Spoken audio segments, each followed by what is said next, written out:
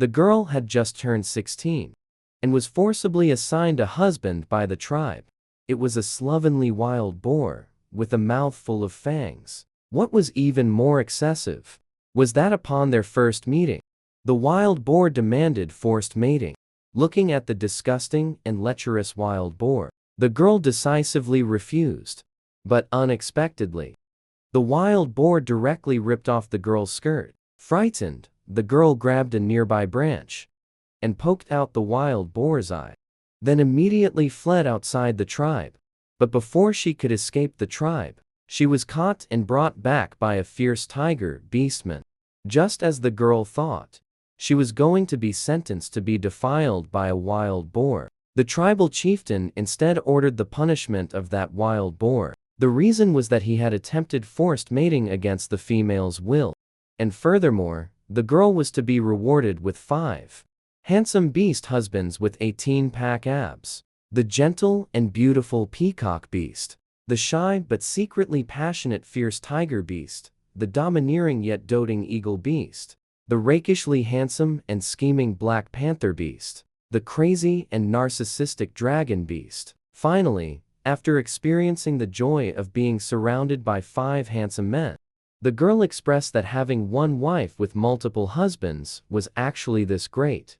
It turned out that just moments ago, Shen Yuran had died suddenly from staying up all night reading novels, and transmigrated into a beast world tribe, but was unexpectedly found by a wild boar. Little did she know this was a wild boar in heat, so he directly dragged Shen Yuran to his cave, and hurriedly took off his animal hide clothing.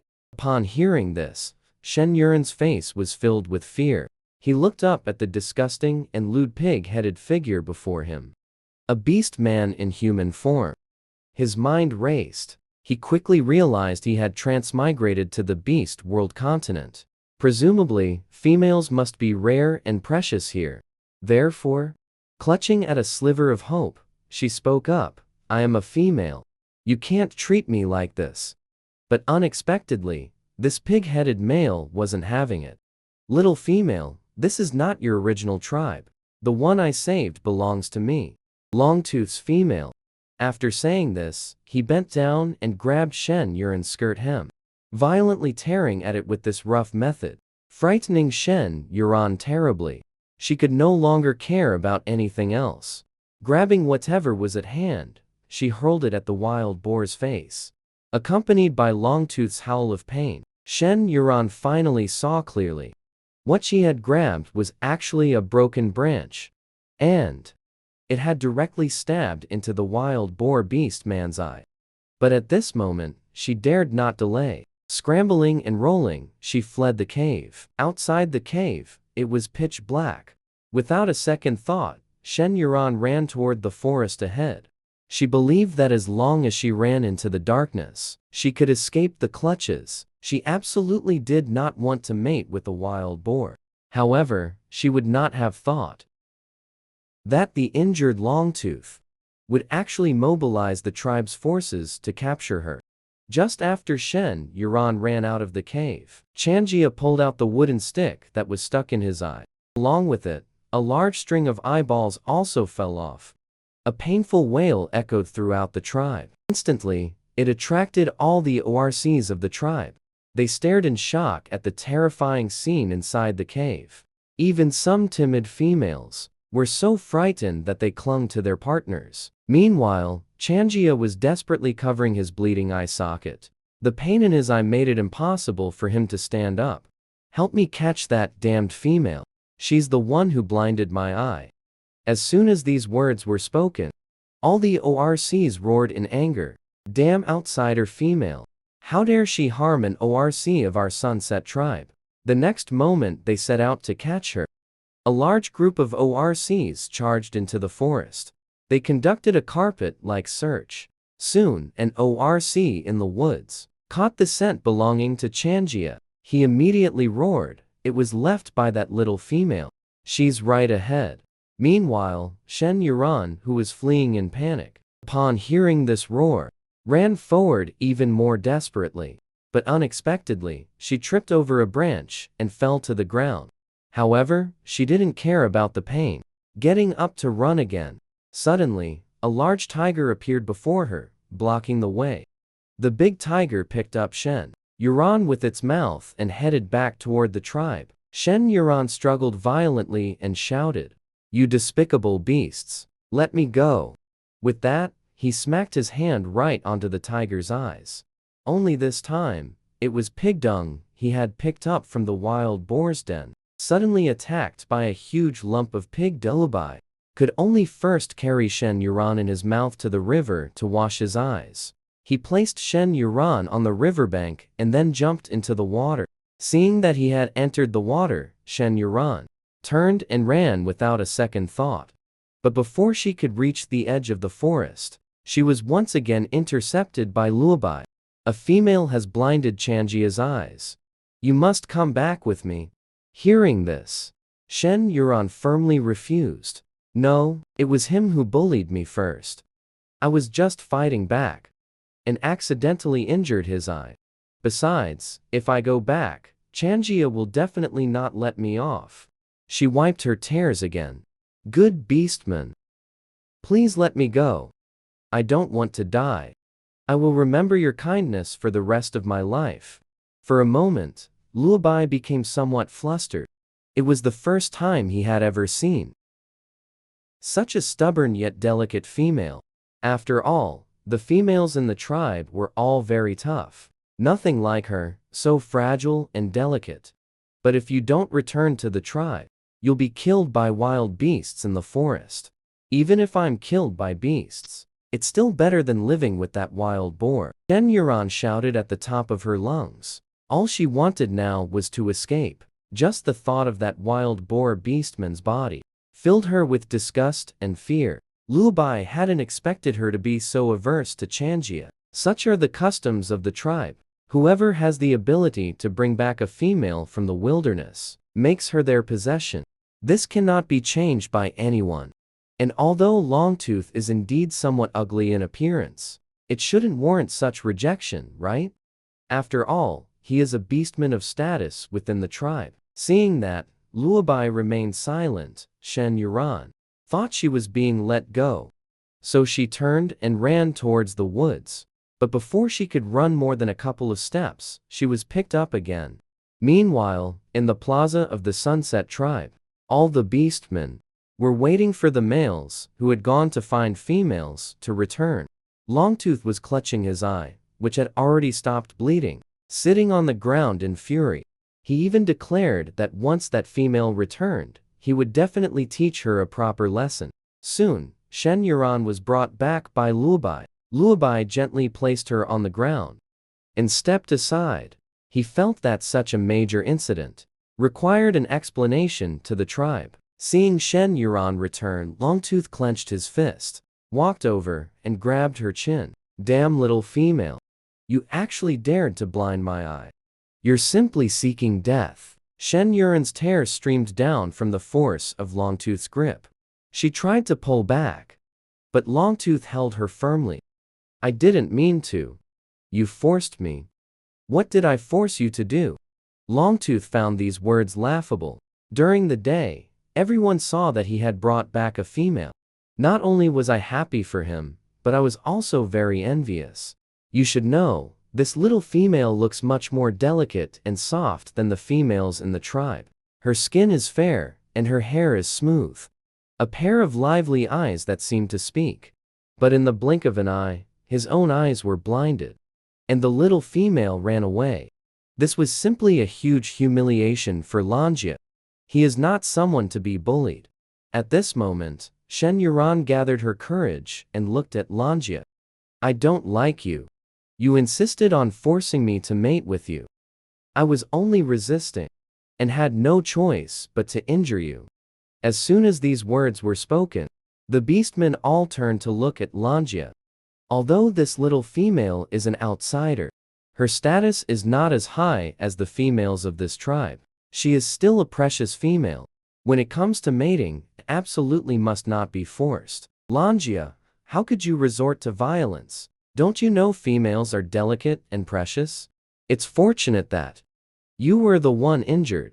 If the female had been hurt, That would have been a loss for the tribe. The tribe chief, who had remained silent until now, also understood. This new female simply did not take a liking to this ugly Lanjia. He lowered his head to look at Shen Yuran, who was shrinking on the ground. "What is your name?" "Shen Yuran." The tribe chief nodded with satisfaction. "This little female looks very gentle and obedient. Since you are not satisfied with Lanjia, then tomorrow you will join the other 3 adult females of the tribe in attending the mate selection gathering. At that time, you will officially become a member of my Sunset tribe." Shen Yuran turned to look at the males around her. Each one was disheveled and dirty, and each only used a simple animal hide to cover their key parts. Yet even so, they were still much better looking than Longtooth. Thinking of today's ordeal and the forest she couldn't escape, she had no choice but to agree. However, Longtooth, who had lost his female, was not having it. "Chief, this isn't fair. She is my mate. No one is allowed to take her away." The chief, whose authority was publicly challenged, glared coldly at Longtooth. "You're female. Have you too worshipped the beast god? And just based on you forcing a female to mate this one point, she is no longer your female. Everyone in the beast world tribes knows. Only after worshipping the beast god does it count as a true union." Looking at the chief's imposing expression, Longtooth could only swallow this bitter pill in silence. But he shot Shen Yuran a vicious glare. He had, after all, paid with an eye. Shen Yuran felt frightened under his gaze, so she followed the female arranged by the chief back to the female's cave. Fortunately, although the female's cave wasn't large, it was relatively clean. She curled up on a pile of somewhat greasy, dry grass, staring fearfully at the cave entrance. That look Longtooth just gave. He probably won't let this go easily. The female Zhao Mai saw her squatting there silently crying, and couldn't help but speak up. "You'd better think about who would be a suitable partner to choose tomorrow." Hearing this, Shen Yuran snapped back to reality. If she wanted to survive in the beast world, she had to choose a powerful male partner. But even so, if she still refused during mating, it probably wouldn't be acceptable. Just as she was troubled, footsteps suddenly came from the cave entrance. "Zhao Mai, are you here?" "Yes." "Black Cat, come here quickly." Hearing the familiar voice, Zhao Mai immediately waved at the black shadow by the cave entrance. The male, called Black Fur, walked over with a smile. But before he reached Zhao Mai, he tore off his animal hide and tossed it aside. With a fierce pounce, he pressed down on Zhao Mai. "I've missed you so much." Zhao Mai, in turn, tightly hugged Black Fur's back. "Hurry up, I've missed you too." In the blink of an eye, the two began their performance. Beside them, Shen Yuran listened to the moaning sounds, completely stunned.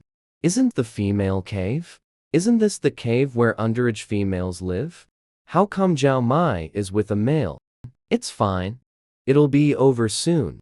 Shen Yuran turned her body away, covered her ears, and comforted herself. Suddenly, a foot kicked directly onto her back. She turned her head to look. It was Zhao Mai's. However, Black Fur, seeing her turn to look, directly revealing his own tool of mischief, with a mischievous smile. "Sorry about that." Although the cave was extremely dimly lit, Shen Yuran could still clearly see the male's expression. There was no trace of apology. It was clearly a provocation. This beastman was definitely up to no good. So she quickly walked out of this cave. But in the quiet, still tribe at night, almost every cave was busy making little beastmen. Shen Yuran found it somewhat frightening, so she headed towards a quieter spot nearby. Soon, she noticed a cave next door actually had a firelight flickering, and the aroma of roasting meat wafted out from time to time. At that moment, her stomach betrayed her with a growl. She hadn't eaten anything since crossing over, already starving to the point of dizziness, so she followed the scent to the cave entrance, and saw a small fire inside, with a large piece of meat roasting above it. Shen Yuran stared fixedly at the meat, and the owner of the meat looked at her. Huang Yu knew a new female had arrived in the tribe today, and had even blinded Lanjia's eye. The commotion was huge. He couldn't avoid knowing about it. He looked at Shen Yuran, crouching at the cave entrance, staring at him. Her face covered in grime, her hair also a tangled mess. But even so, one could still tell she was quite beautiful. With just one glance, Huang Yu felt a surge of heat rushing straight to his abdomen. So he couldn't help but ask if she wanted to eat some meat. Starving Shen Yuran heard this, swallowed her saliva, nodded quickly in agreement. Upon hearing this, Huang Yu flashed a faint smile. If you want it, come in and get it yourself. And by now, Shen Yuran had lost all vigilance. All she wanted now was to fill her stomach. So she boldly walked into the cave. Huang Yu also took down the roasted meat and handed it to her. Shen Yuran snatched it over, held it in her hands and started gnawing on it. The meat was very chewy and carried a faint aroma of barbecue. It was much more fragrant than any delicacies she had ever eaten before. After Shen Yuran finished eating, she wiped her mouth with the back of her hand, then thanked Huang Yu. Thank you for the roasted meat. Seeing this, Huang Yu smiled and handed her a piece of linen cloth. You're welcome. But immediately after, he stood up and reached out to wrap his arm around her waist. Shen Yuran was instantly frightened and stepped back repeatedly. She looked in terror at the handsome beastman before her. What are you doing? Of course, taking you to wash up. Huang Yu slowly explained. Wash up for what? Shen Yuran's mind momentarily short-circuited. This beastman before her seemed decent enough. But that didn't mean he had to manage her washing up, right? But Huang Yu, hearing the question, didn't think the same way. He suddenly wondered if the female before him had something wrong with her mind. But considering she was quite good-looking, he patiently explained, of course, it's for sleeping. How dirty it is to sleep without washing up. After saying that, he raised his hand and touched Shen Yuran's face, which was as messy as a flower cat's. However, this move made Shen Yuran extremely scared. Without thinking twice, she turned and ran outside. But as soon as she turned around, she was grabbed by the wrist by Huang Yu. With a forceful pull, Shen Yuran fell into his arms. Little female, you ate my meat. Which means you agreed to mate with me. Don't tell me you want to go back on your word. I'm not that fool Changya. Shen Yuran stared at him fearfully. Although this male is very good-looking, that's no excuse for him to use his beauty to commit violence. Besides, she doesn't have the habit of mating with just anyone. As for this rule, she truly didn't know about it. She thought this person was just pitying her. Who knew there would be such consequences? So she struggled and spoke up. I'll return the meat to you. Please let me go. But the next moment, she felt a scorching heat coming from her lower back. She suddenly realized what it was, and was immediately too scared to move. And Huang Yu, who had been holding back for a long time, was feeling very uncomfortable from her squirming. But he still had some reason left. Fine, but you must choose me as your partner tomorrow. Hearing this, Shen Yuran nodded frantically. As long as you let me go now, I will definitely choose you. Upon getting her promise, Huang Yu immediately released his grip. He felt that if he didn't let go now, he would really take her immediately. Shen Yuran saw him release his hand. She immediately turned and ran outside. She didn't stop until she reached under a tree far away in the tribe. Only then did she let out a sigh of relief. She turned her head, still feeling lingering fear, and glanced at the cave that was no longer visible. She felt like she was about to break down. She had only been here for a day, and had already encountered this kind of thing twice. However, she didn't dare to stay any longer, because she could still see the cave of that vicious wild boar from here. So she gathered her courage and walked into the dark forest. She had to take advantage of the night to get as far away as possible, to avoid being dragged back again. And so, Shen Yuran walked from night until morning. At that moment, she happened to arrive at a riverbank. She hurried over to wash her face, took a couple of sips of water, and then continued walking along the river. She didn't think she was safe just because she had walked all night. In her hand, she still held a branch she had picked up along the way as a weapon. It could at least offer some defense if she encountered danger. But just then, a hyena appeared ahead of her, crouched by the river, drinking water. Seeing this, Shen Yuran felt like she was going to fall apart. These hyenas live in packs. If she got targeted, she'd probably meet her end right here. And to die from an anal attack, she'd rather just be killed outright. At that moment, she suddenly felt, seems like the male who gave me meat last night. Life isn't bad either. Just as Shen Yuran was lost in thought, the hunting dog finished drinking water and noticed her. It turned its head and stared straight at Shen Yuran. This scared Shen Yuran so much she didn't dare move. But the hunting dog slowly and cautiously approached her, while letting out a threatening low growl from its mouth. Shen Yuran immediately raised the stick in her hand to threaten it to leave. But the hunting dog didn't stop at all. It bared its teeth and charged straight over. At this, Shen Yuran was so frightened she turned and ran, shouting for help as she ran. Just at that moment, a black shadow flashed past from behind Shen Yuran. Her footing became unsteady, and she fell directly to the ground. But she couldn't care about the pain. Turning her head, she saw a massive black panther, biting the hunting dog's neck in its mouth. Blood dripped down drop by drop, and it started walking towards her. Seeing this, Shen Yuran pleaded in terror, "Please, not me." However, the next second, the black panther's golden pupils slightly contracted. It stopped in its tracks, lowered its head, dropped the prey, then turned and ran into the forest, disappearing. Seeing the danger was gone, Shen Yuran finally let out a sigh of relief. It's too dangerous out here. She must first find herself a place to stay. So she picked up the stick from the ground and slowly stood up, only to find her ankle had swollen up. But she could still walk. She looked down at the bloody hunting dog on the ground and directly threw it into the river nearby. She had no idea how to skin it. It was cleaner to just discard it, to avoid attracting other wild beasts. Meanwhile, the Black Panther beast Zuan Feng stood behind the bushes. Watching this scene, he couldn't understand why this female was throwing away meat. Wasn't she hungry? And where was her mate? Why hadn't he come looking for her after all this time? What an irresponsible mate. And Shen Yuran had no idea about the Black Panther hiding in the jungle.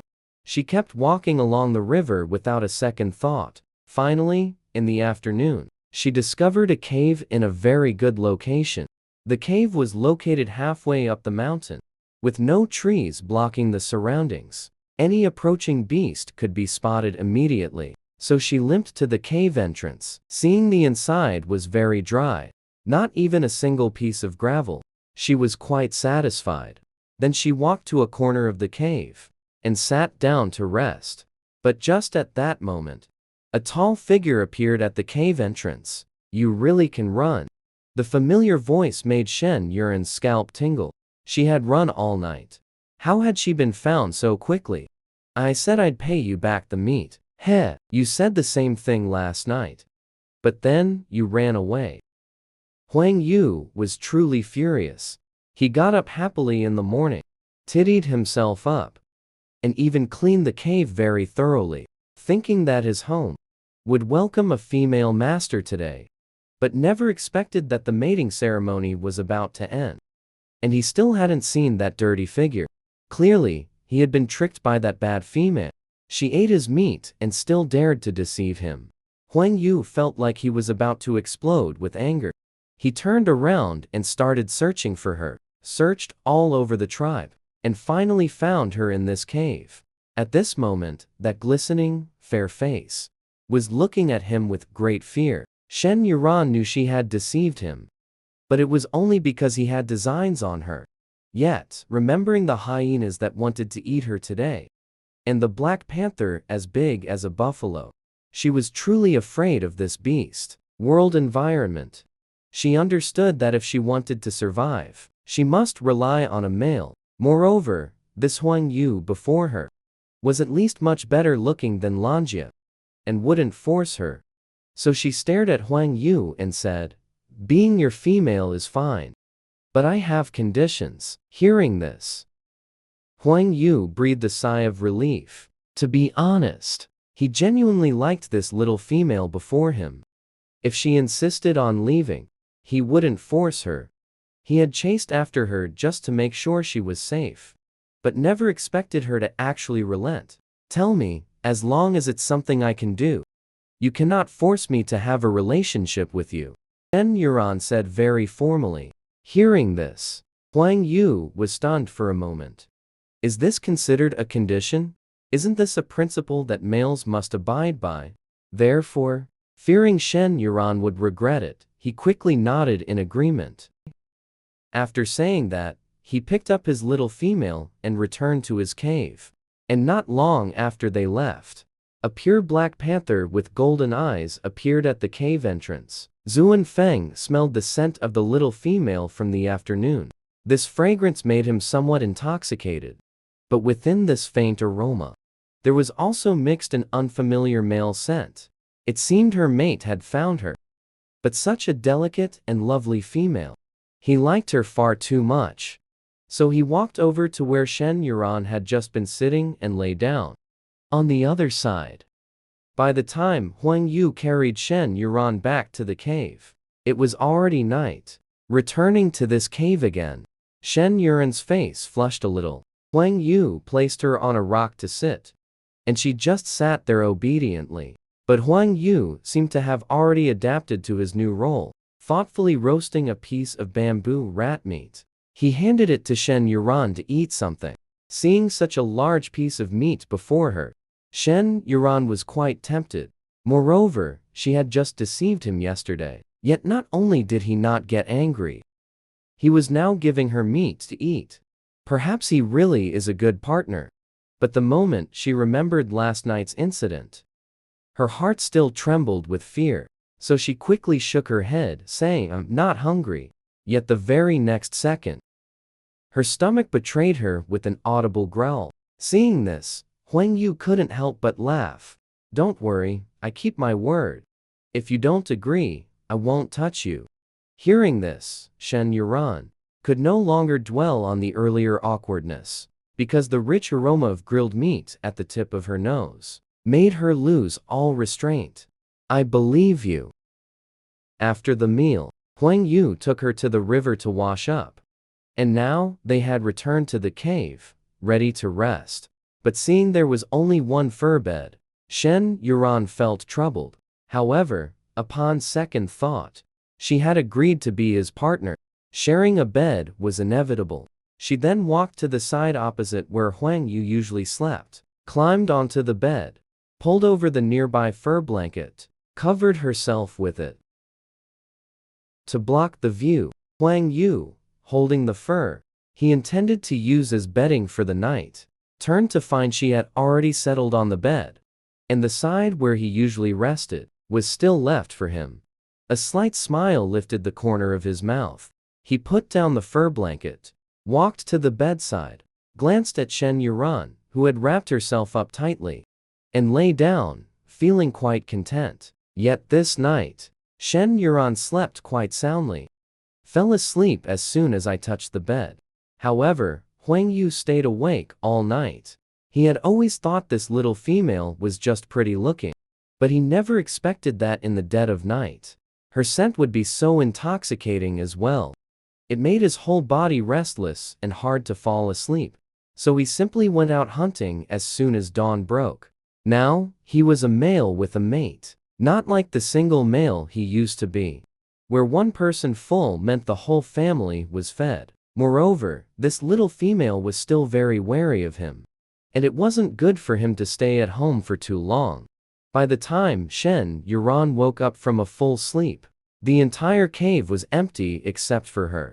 The fur blanket by her feet was folded very neatly, clearly done by that male, putting on her somewhat smelly sneakers, and the long shirt dress that had long turned sour. She simply combed her hair with her hands, before leisurely stepping out of the cave for some fresh air. By now, the sun was already high in the sky, but the tribe was bustling with activity. Yesterday was a good day for the tribe. Several bachelors' marriages were settled all at once. Therefore, today, everyone didn't need to gather supplies. They were all resting at home. In the middle of the tribe, several females had gathered, chatting and laughing together. Suddenly, someone sharp-eyed spotted Shen Yuran and pointed at her in surprise, shouting, "That female who ran away is back." As soon as these words were spoken, everyone turned to look at Shen Yuran. This female was too outstanding. The way she dresses is also different from them. More importantly, yesterday she actually blinded Lanji's eyes. Such a female. They couldn't forget even if they wanted to. Shen Yuran somewhat awkwardly waved at them. Good morning.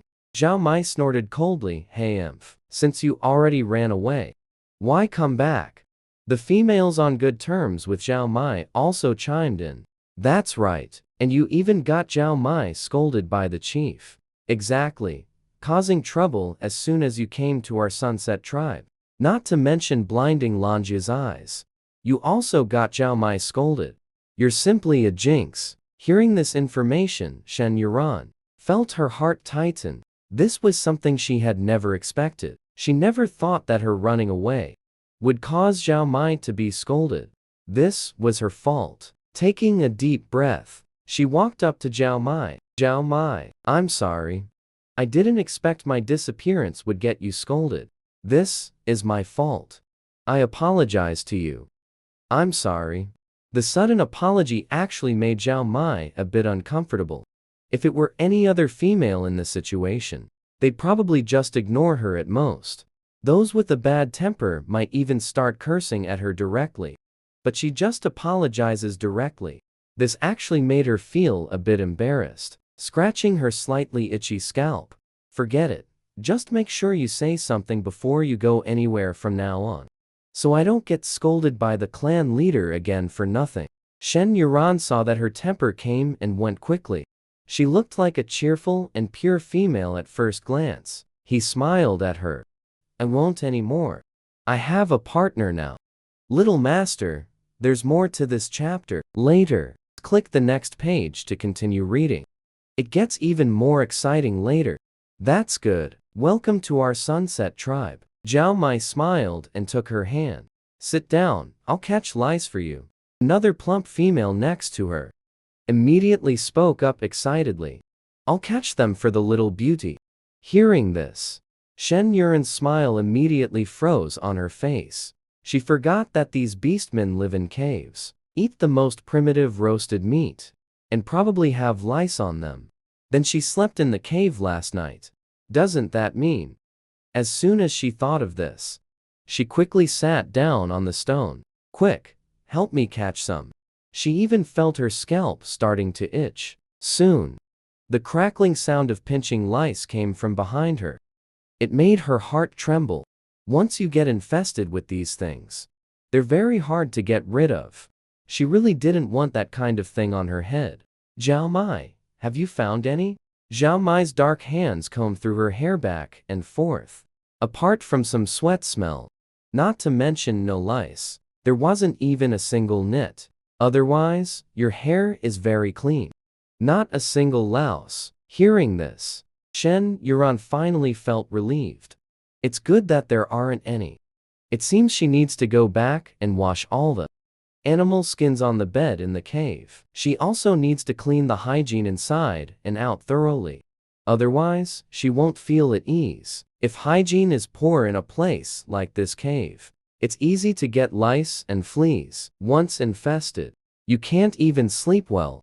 At this moment, a female wearing white animal skin, with a pheasant feather stuck in her hair, walked over barefoot and said arrogantly, "Hey, have you seen Huang Yu?"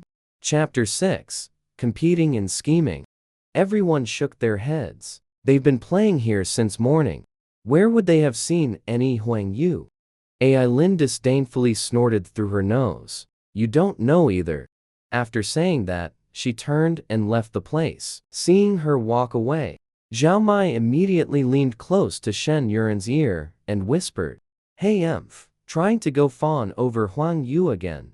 Of course, now that Huang Yu isn't here, she must have gone to find Luo Bai. A somewhat plump female nearby directly rolled her eyes at Ai Lin's retreating figure. She already has 20 partners. Still not satisfied, Shen Yuran heard these words, but they went in one ear and out the other. What, Luo Bai? She doesn't know them, doesn't know anything. It has nothing to do with her. Besides, she just got here. She doesn't know much about the people and things here. She won't comment further. However, right at that moment, a male walked past them. That look startled Shen Yuran with a jolt. Scared, she quickly stood up. If the situation seemed wrong, she would run. Changjia stared hatefully and fixedly at Shen Yuran. This ruthless female, whenever he saw her, he was reminded of losing one of his eyes. Although the clan leader forbade him from causing trouble, as long as she was in the Sunset Tribe for a day, he would eventually find a way to deal with her. Shen Yuran stared fearfully at his back till he entered the cave. Only then did she let out a sigh of relief. She said goodbye to Zhao Mai and the others, and hurried back to her own cave. She felt it was better for her to go out less if nothing was wrong. That look from Changjia just now. She was certain this guy was looking for trouble with her. She didn't want to cause trouble. Zhao Mai and the others naturally saw it too. Changjia's fierce glare. Even if Shen Yuran still wanted to play, they would have urged her to go back quickly. In this kind of situation, it's better to have her own mate by her side, to avoid being bullied and regretting it too late. However, when Shen Yuran returned to the cave, looking at the things inside, she felt uncomfortable all over, feeling that something was off. There were lion fleas and the like. So she walked to the stone bed, took off all the fur blankets, and also wrapped a large pile of plant ash from the fire pit, carried them and went to the riverside. First soaked them with the plant ash, then little by little, rubbed them clean by hand, directly hung them to dry on the branches by the river. There were branches specifically for drying everywhere here. All the beastmen in the entire tribe dried things here. Not afraid of theft, either. Even after washing, the male scent would still linger on them. Just one sniff, and you'd know whose it was. The riverside was covered with broom seedlings. Although not yet yellow, they were considered old enough.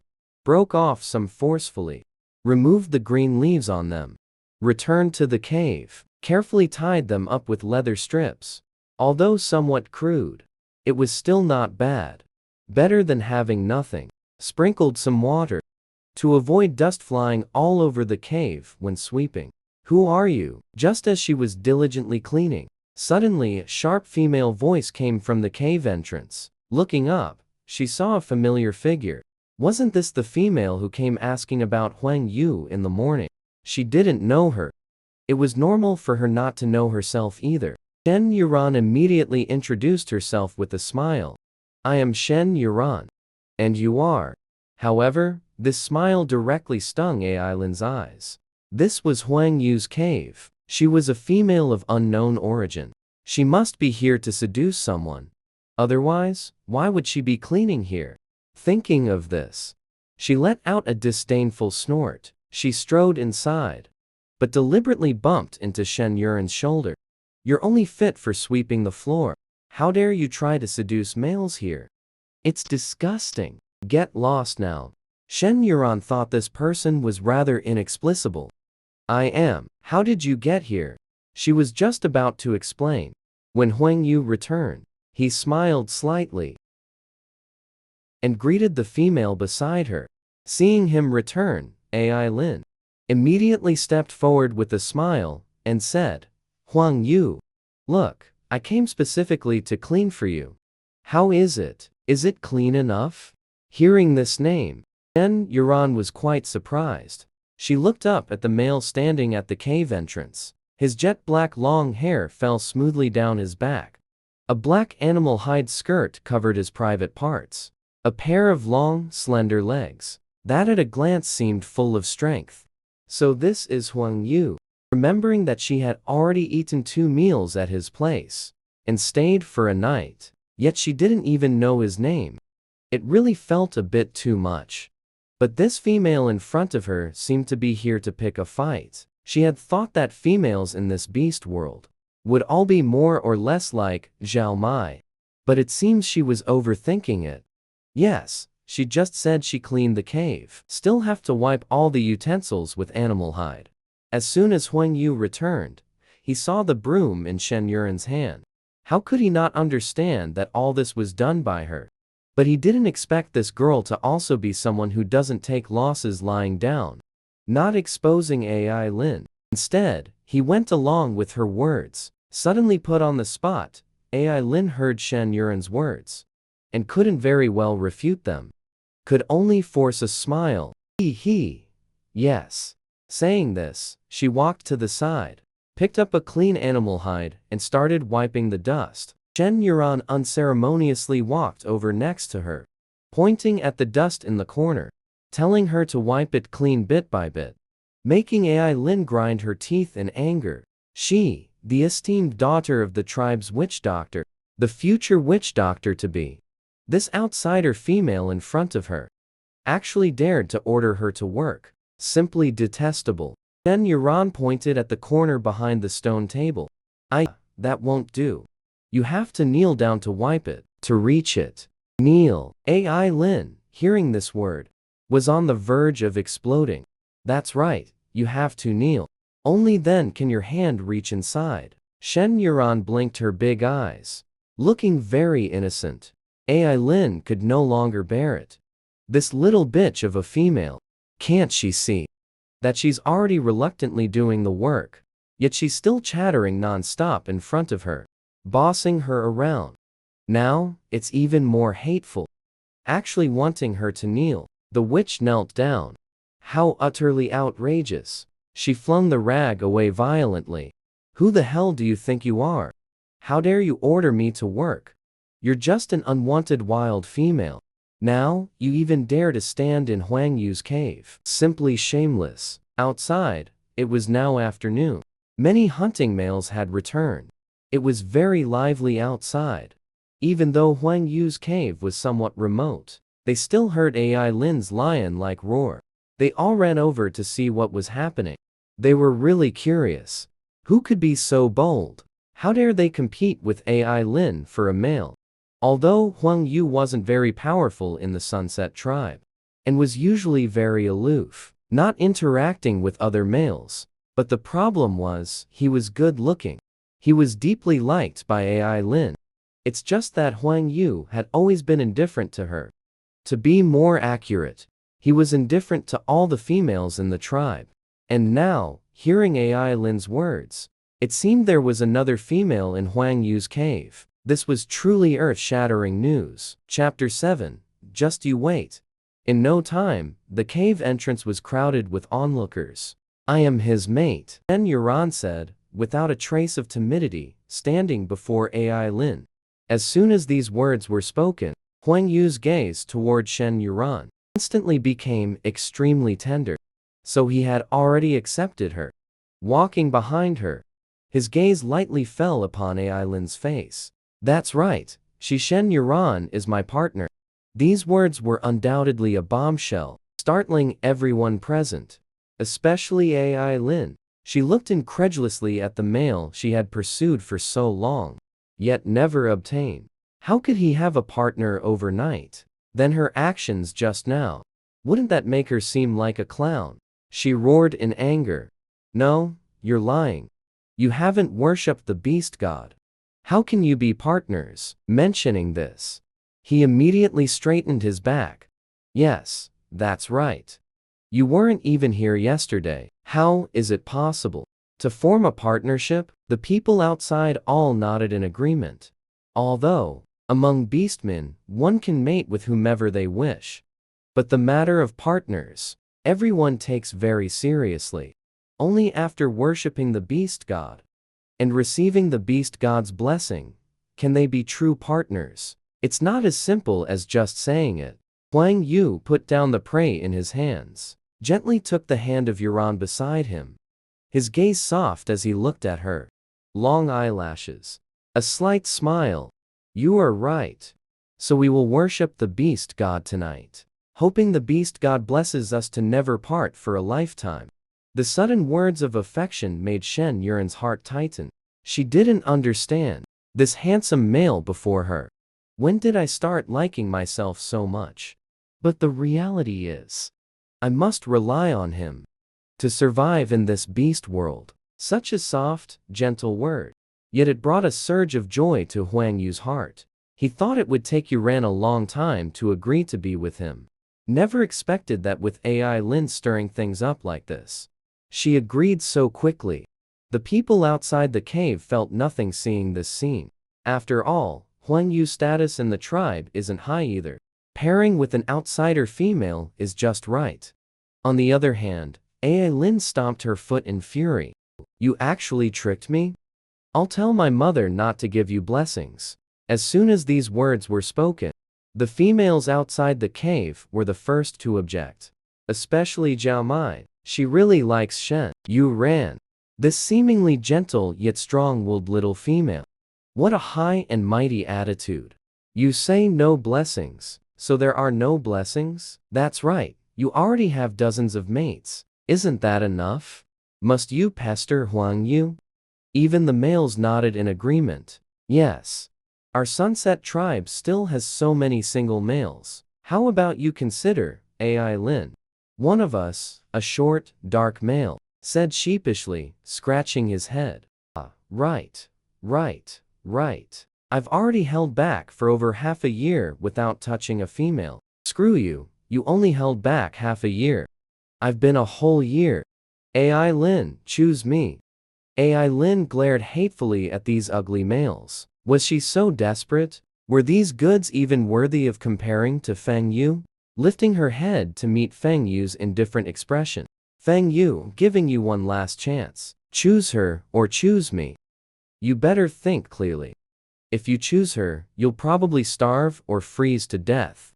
Here in the Sunset tribe, these words were very fair.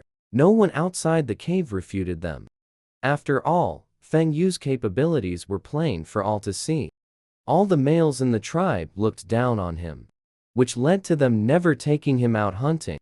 And he could only go alone to catch some weak animals outside to support himself. Hearing this, Feng Yu frowned slightly in displeasure. He just didn't like crowds, that's all. He just didn't like being with beastmen he wasn't familiar with. How did that make him weak? A male who even struggled to support himself. His gaze fell on AI Lin's haughty face. That's none of your concern. After all, haven't I managed just fine these past dozen or so years? Right, everyone suddenly realized. Yes. All the males in the entire Sunset tribe were self-sufficient. Before adulthood, parents managed their livelihood. After adulthood, it was self-reliance. The tribe never cared about their survival. They only provided for the underage females separately. However, Feng Yu's parents. He fell ill and died as early as when he was 7 years old. From that time on, he began to become very withdrawn, never interacting with other beastmen, living alone in this cave to survive. So many years have passed. It seems he not only didn't starve to death, but instead is living quite well. At least the black beast fur on him looks glossy and sleek at first glance. The quality is very good. Shen Yuran felt the warmth of the large hand enveloping hers. This black-haired male in front of her stood right before her, speaking gently and politely, but also refusing very firmly. At this moment, she thought that forming a family with this male in front of her seemed quite nice. After all, even if she hadn't crossed over, she might not necessarily find such a good partner. Extending her other hand, slowly grasping his large hand. I will work hard to support myself and not cause you trouble. I, Shen Yuran, will not become your burden. Suddenly hearing these words, Huang Yu felt a warmth in his heart. No beastman had ever considered her feelings before. whether it was her deceased mother or the females of the tribe. Her mother only cared about whether her beastskin skirt was beautiful and whether her male satisfied her desires. As for the females of the tribe, they only liked her beautiful appearance and wanted to spend a night of pleasure with her. But this little female in front of her clearly had only known her for a few days. But afraid of becoming my own burden. This small chapter is not yet finished. Please click the next page to continue reading the exciting content that follows. The reason became my own companion. Still thinking about supporting myself. The corner of the mouth lifted slightly, reached out and stroked her smooth, long hair. How could I let you support yourself if you're with me? I have everything. What's mine is yours. What's yours is still yours. Shen Yuran felt her heart was about to melt. This male before her eyes. He's so good at this. Every move and gesture is full of gentleness and elegance. Even the tone of his speech is soft, just like the clouds in the sky. Not just him. Even the females at the cave entrance outside also had faces full of enjoyment. Now, they finally understood why AI Lin likes Huang Yu so much. Even though he is really useless. But what cannot be denied is, she really is very beautiful, and speaks so softly. Just watching from the side was unbearable for them. Not to mention Mu Yuran who was in the midst of it. However, the sweeter it was here, the more bitter AI Lin beside them felt. She has liked Huang Yu for many years, yet no matter what she does, he just doesn't look her in the eye. And now, he's showing off affection right in front of her. Pointing with hatred, she roared at the two of them. Huang Yu Shen Yuran, just you wait. After saying that, she turned and rushed out of the cave, running away.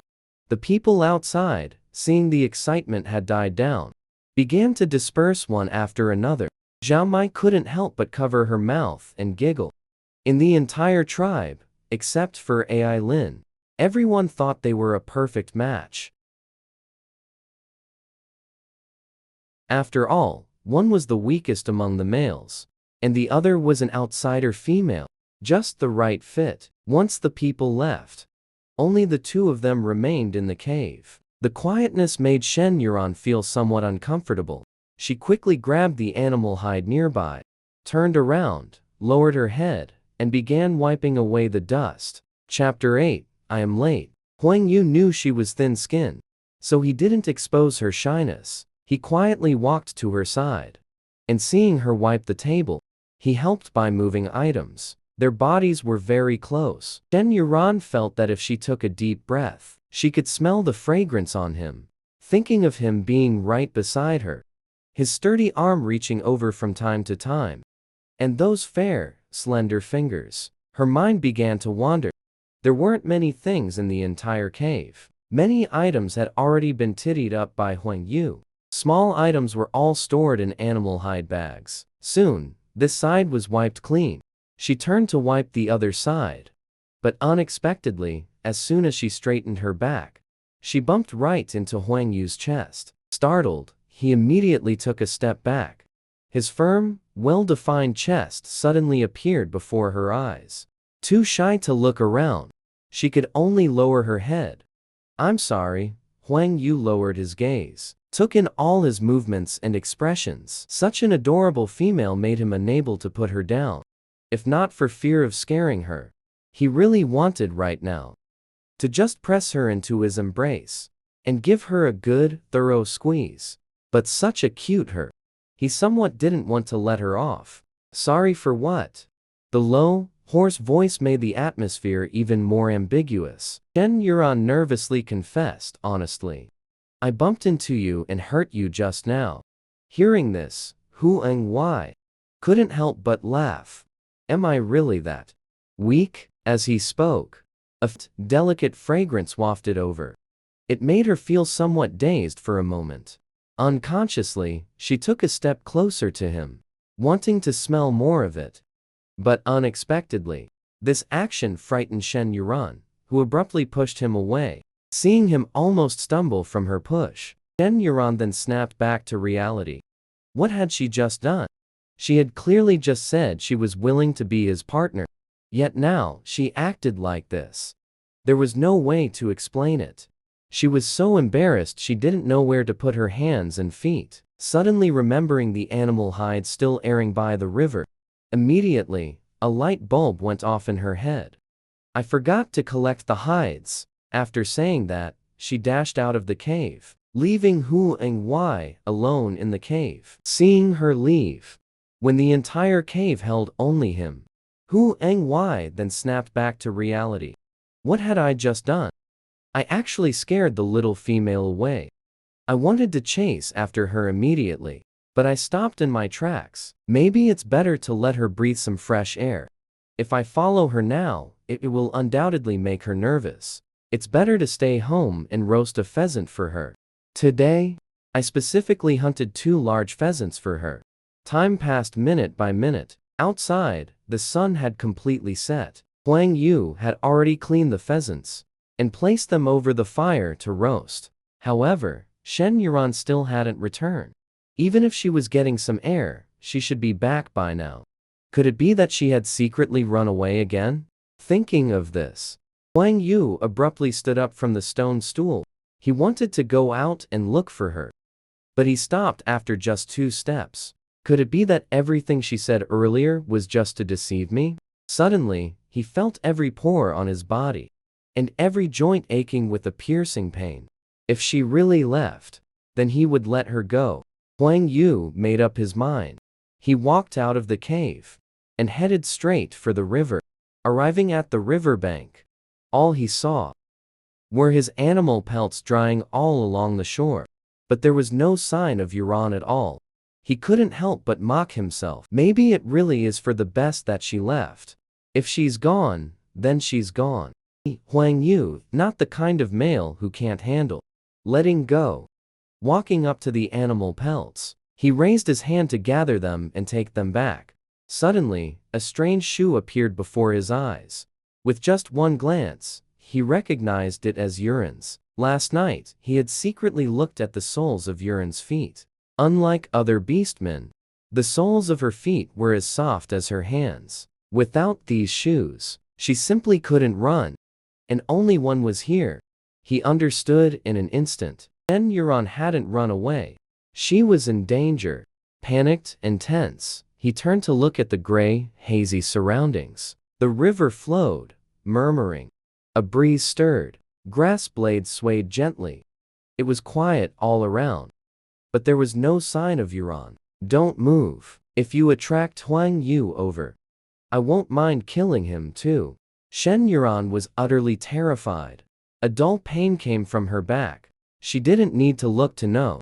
It was Chanjia pressing his knee against her back. Her eyes were fixed tightly ahead on Huang Yu, anxious by the riverbank below the hillside. She desperately wanted to call for help, but her mouth was stuffed with the foul-smelling animal hide. It prevented her from making any loud sound. She could only struggle and writhe on the ground with all her might. Turning her head, she glared hatefully at this detestable one-eyed man. Tears welled up in Chanjia's eyes. If she had known this beast would seek revenge, she should have killed him back then. Chanjia yanked open the animal hide skirt she used to cover her shame. A small, pitch-black thing was instantly exposed. It was also mixed with the disgusting, foul stench. Instantly, it made him nauseous and sick to his stomach. Chanjia grabbed her long hair, forcing her to face him. You look down on me, don't you? Today I'm definitely going to have my way with you. As he spoke, he directly reached out to tear the shirt on Shen Yuren's body. With a ripping sound, the buttons all burst open. Frightened, she let out muffled whimpers. What's this? Chanjia looked curiously at the white undergarment inside the shirt. Before he could even reach out to tear it, the next moment, a huge green peacock descended from the sky. Its claw pierced straight through his chest. He instantly fell to the ground. The green peacock transformed into human form as soon as it landed. Turning around, it crouched beside Shen Yuan and yanked the animal skin from her mouth. Seeing her covered in wounds and tied up on the ground, it felt immense heartache. This chapter is not finished yet. Please click on the next page to continue reading the exciting content that follows. Holding her tightly in his arms. I came too late. Freed from her restraints, Shen Yuran quickly wrapped her clothes tightly around herself. Terrified, she curled up in Huanju's arms, weeping bitterly. If he hadn't arrived in time, she probably would have already been raped by Changjia. Just thinking back to the scene moments ago filled her with fear. Feeling the sense of safety beside her, she pressed herself tightly against Huanju, reaching out to wrap her arms around his neck, hoping to feel even safer. Thank you for saving me. The corner of Phoenix Feather's eye fell upon the ugly long tooth beside him. His gaze turned cold as it shifted, using his body to block her line of sight. The swelling and redness on her ankle had only just subsided quite a bit. Now, it was covered in scrapes again. Not only that, there were also 5 bright red finger marks on her face. One look, and it was clear they were from that wild boar Long Tooth. If he hadn't just caught a whiff of Long Tooth's foul stench in the air, he might not have been able to find them so quickly. Yet he never expected that, as a male, Long Tooth would dare to lay hands on a female like this. It was utterly detestable. Killing him with a single move just now was really letting him off too easy. Raised a hand to brush off the withered leaves stuck to him. Softly said, "It's okay. It's fine now, let's go home." Saying this, she picked him up with both hands and headed toward the tribe. Passing by the river, Shen Yuran asked him to put her down. "I want to take a bath." The dark, newly grown teeth had touched her. Just thinking about it made her nauseous. And that scene of him flashing his bird was really off-putting. Huang Yu gently placed her by the riverside. "Call me if you need anything. I'll go put away the animal hides." Shen Yuran looked around. There happened to be a thick patch of tall reeds nearby. She hopped and skipped to the river's edge. Couldn't see Huang Yu's figure at all. No one else was around either. Only then did she feel at ease. Took off the soiled and tattered white chemise dress she was wearing. Kicked off the already stinky sneakers. Slowly tested the water with her chin. As soon as it touched the cold water, she couldn't help but shiver. Having grown up this big, this was her first time taking a cold bath. For a moment, it felt quite uncomfortable. She tried slowly wetting her body with the water first. Only then did she gradually squat down. Luckily, the cold feeling passed quickly. No shower gel. Not even soap. Not even plant ash was available now. All the plant ash from the cave had been used up by her for washing. The animal hides could only be rinsed with clean water. The only comforting thought was that the water here was unpolluted, very clean and clear. Took the opportunity to wash my hair. Also washed my own skirt. Although it's torn, it's still better to keep it. What if it comes in handy someday? Just as she was seriously washing the skirt, suddenly, something soft fell on her shoulder. Chapter 9, Call My Name. Shen Yuran instinctively reached out to touch it. With just one touch, she felt that soft sensation, screamed in fear, stood up and ran towards the shore. Huang Yu, who was guarding nearby, heard the rustling sound of Shen Yuran bathing in his ears. His mind was wandering, imagining the scene. The next moment, he heard her scream. Immediately turned around. But unexpectedly, as soon as he turned, he saw her holding a piece of white animal skin. Covering her chest, she quickly ran over. Her lustrous skin, her exquisite, well-proportioned figure, slender legs. Running on the grass, her face showed a terrified and fearful expression. With just one glance, the desire to protect arose. Till Shen Yuran ran fearfully to his side. Only then did he snap back to reality. Nervously asked, "What happened?" "There's a bug." Shen Yuran fearfully pointed at the river. "I was just washing clothes when I felt something fall. Upon touching it, I realized it was a bug. So disgusting. I feel like my hand isn't my own anymore." Huang Yu noticed that once she got frightened, she became much more talkative. "I guess she's really scared."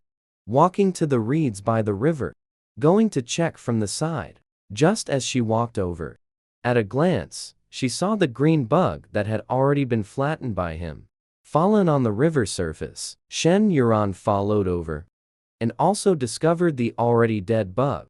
Although dead, just one look at it made her feel scared. Disgusting. She's not afraid of snakes, not afraid of cats, just afraid of dogs and bugs. Especially soft, squishy bugs. Really disgusting. Stop looking, it's so gross. Huang Yu was amused by her action of rubbing against him. It was the first time he had seen a female so afraid of bugs. Such a small bug. Some females in the tribe even catch them to eat. But she's so scared. He wanted to reach out, to comfort her, but found she wasn't wearing a stitch of clothing. Couldn't even find a place to touch. Lowering his eyes, he said, with a smile, maybe you should put on some animal hide first. At this moment, Shen Yuran then realized she was completely naked. Scared, she immediately squatted on the ground, using her wet slip dress to cover her body. You turn around. Huang Yu now understood. This female is a bit timid and very shy. He turned around. Don't wear the wet animal hide skirt. I'll give you animal hide to wrap yourself first. I'll make clothes for you when we go back.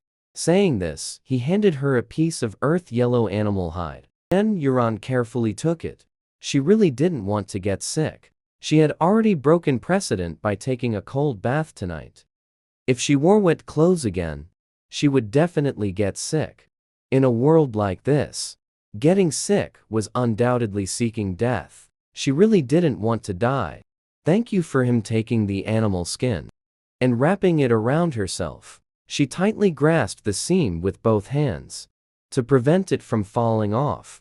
Huang Yu took the wet clothes from her hand, carrying a large pile of cleaned animal skins on one shoulder.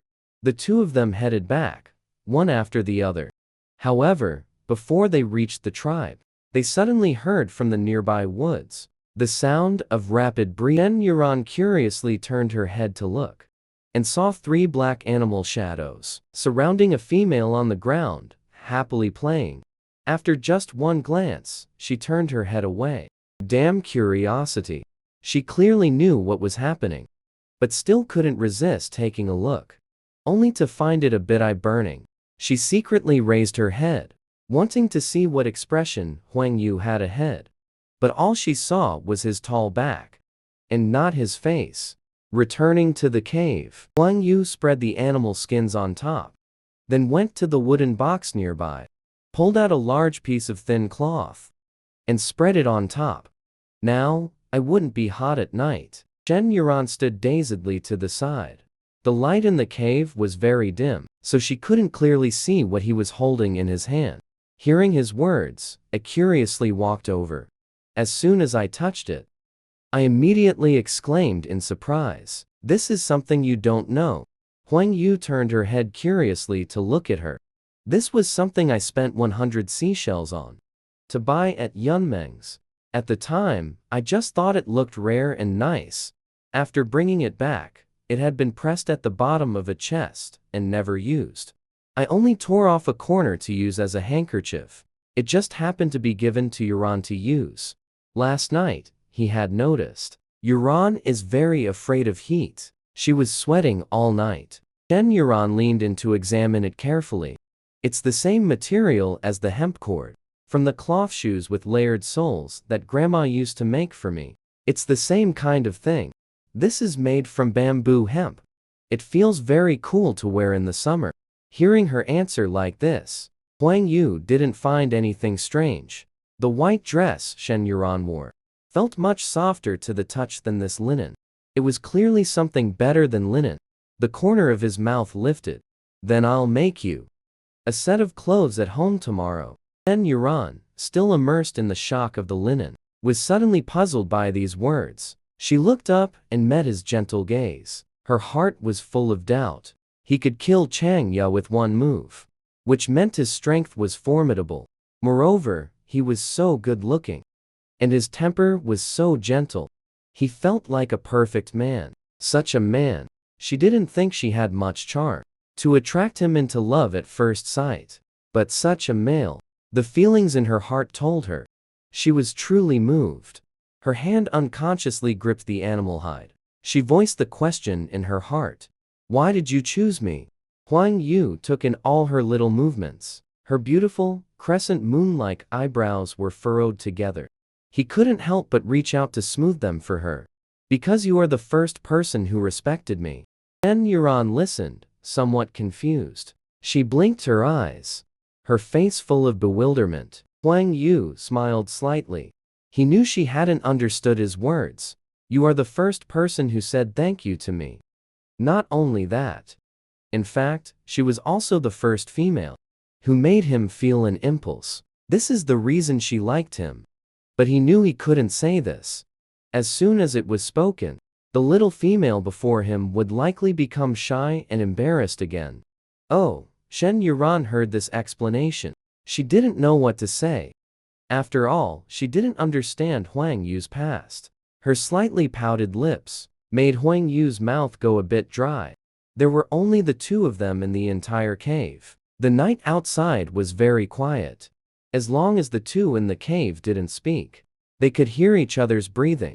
The dim environment made him bold. He raised his hand to caress her slender shoulder, lowered his head, and gently placed a kiss. Yuran, I am Huang Yu. Say my name. The bewitching voice made Shen Yuran's already slightly moved heart instantly succumb. She raised her eyes to meet his narrow, phoenix-like eyes. Huang Yu's soft voice was like a small stone falling into Huang Yu's heart, instantly stirring up 1,000 waves. He had originally only wanted to hear the sound of the female saying his name. However, it would have been better not to listen. Upon hearing it, he felt his legs take an uncontrollable step forward. He suddenly lowered his head and kissed her deeply.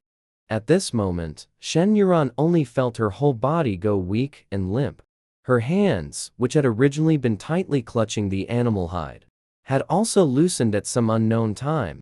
The moonlight outside was very bright, shining into the cave. It only stole a glance, before shyly immediately running into the clouds. Only the shy red glow remains in the sky, until the sun in the east reveals the fish belly white. Then it disappears without a trace. Chapter 10. They have come knocking. As soon as Huang Yu woke up, he couldn't help but reach over and pull close Yuran's slender waist, a very satisfied smile rising at the corner of his mouth, his whole face buried in her beautiful hair. It wasn't until last night that he understood why Yuran had reacted that way upon seeing mating, and upon seeing Chang Ya's body. Turns out she had never been in contact with a male before. Thinking of this, his heart grew even more tender and protective toward the little female in his arms. Not only is she beautiful and lovely, with a stubborn, strong-willed temper, but she also especially values her purity and self-respect. It's terrible, Chang Ya is dead. Suddenly, noisy sounds came from outside the cave. Shen Yuran suddenly heard Chang Ya's name, immediately jolting awake from the bed, sitting up and fearfully gripping Huang Yu's hand tightly. What do we do? They know. Huang Yu slowly got up. Don't worry, I'm here for this matter. The moment he killed Chang Ya, he never considered hiding it. After all, this Sunset tribe isn't large. Only about 100 people in total. Suddenly, one person missing would definitely be noticed. He is not the kind of beastman who dares to act, but not take responsibility. You stay inside, don't come out. I'll handle it. After saying this, he strode out of the cave. Shen Yuran was very worried. This matter, to put it bluntly, was caused by oneself. It has something to do with him. She couldn't bear to let Huang Yu stand alone at the front, taking on the problem. She quickly grabbed the already tattered slip dress beside her, put it on, and casually took an animal tendon to tie up the torn parts. As long as she wasn't exposed, it was fine. Barefoot, she ran out of the cave, heading straight for where the most people were gathered. Before she even saw Huang Yu, she heard the accusatory voices inside. Chief, this is clearly from Sharp Bird Claws. In our entire tribe, only Huang Yu is a bird beastman. He must be the killer. Chang Sheng pointed angrily at Huang Yu's face, accusing him to the chief. This didn't need him to say. All the males could tell these were bird claw marks. But some were puzzled. How could Huang Yu possibly kill Chang Ya? Yeah, he's so weak that they usually couldn't be bothered to take him hunting. The chief stroked his chin, thinking very seriously about the problem. If this really was Huang Yu's doing, then Huang Yu's strength could be said to rival that of his own son, Luo Bai. So, for the sake of an already dead Chang Ya, to offend a male with such combat power was clearly not worthwhile. It wouldn't be good for the entire tribe. If he didn't have such combat power, he absolutely couldn't have killed Chang Ya. So, from any perspective, putting Huang Yu on trial now was not a good approach. But this matter can't just be let go. After all, this tusked brother, Chang Sheng, is Ai Lin's partner. And someone in the tribe died. He must give an explanation. Might as well pin it on those sky pirates outside. Just as he opened his mouth to speak about this matter, he was interrupted by Huang Yu, stepping forward, facing Chang Sheng without a trace of fear. I killed him. What are you going to do about it? As soon as these words were spoken, they thoroughly enraged Chang Sheng. He clenched his fists tightly, eyes blazing with fire. Why did you kill him? Huang Yu let out a disdainful, light laugh. I didn't like the look of him. These words actually resonated with many beastmen around.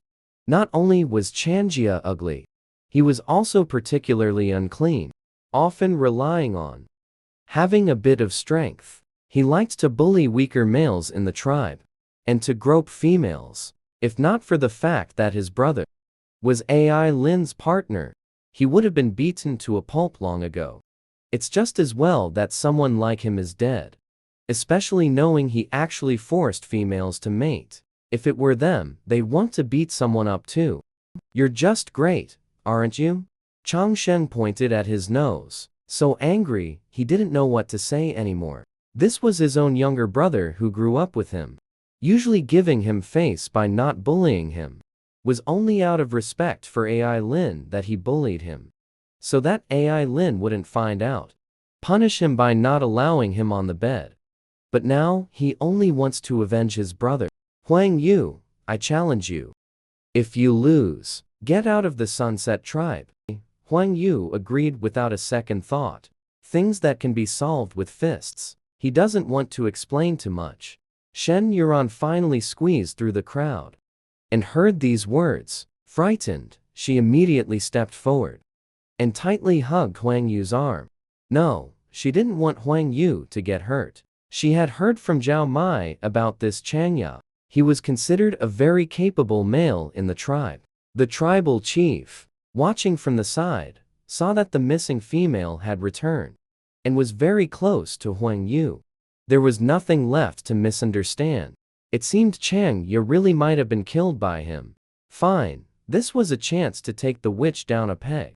So it was settled. If Huang Yu loses, he leaves the tribe.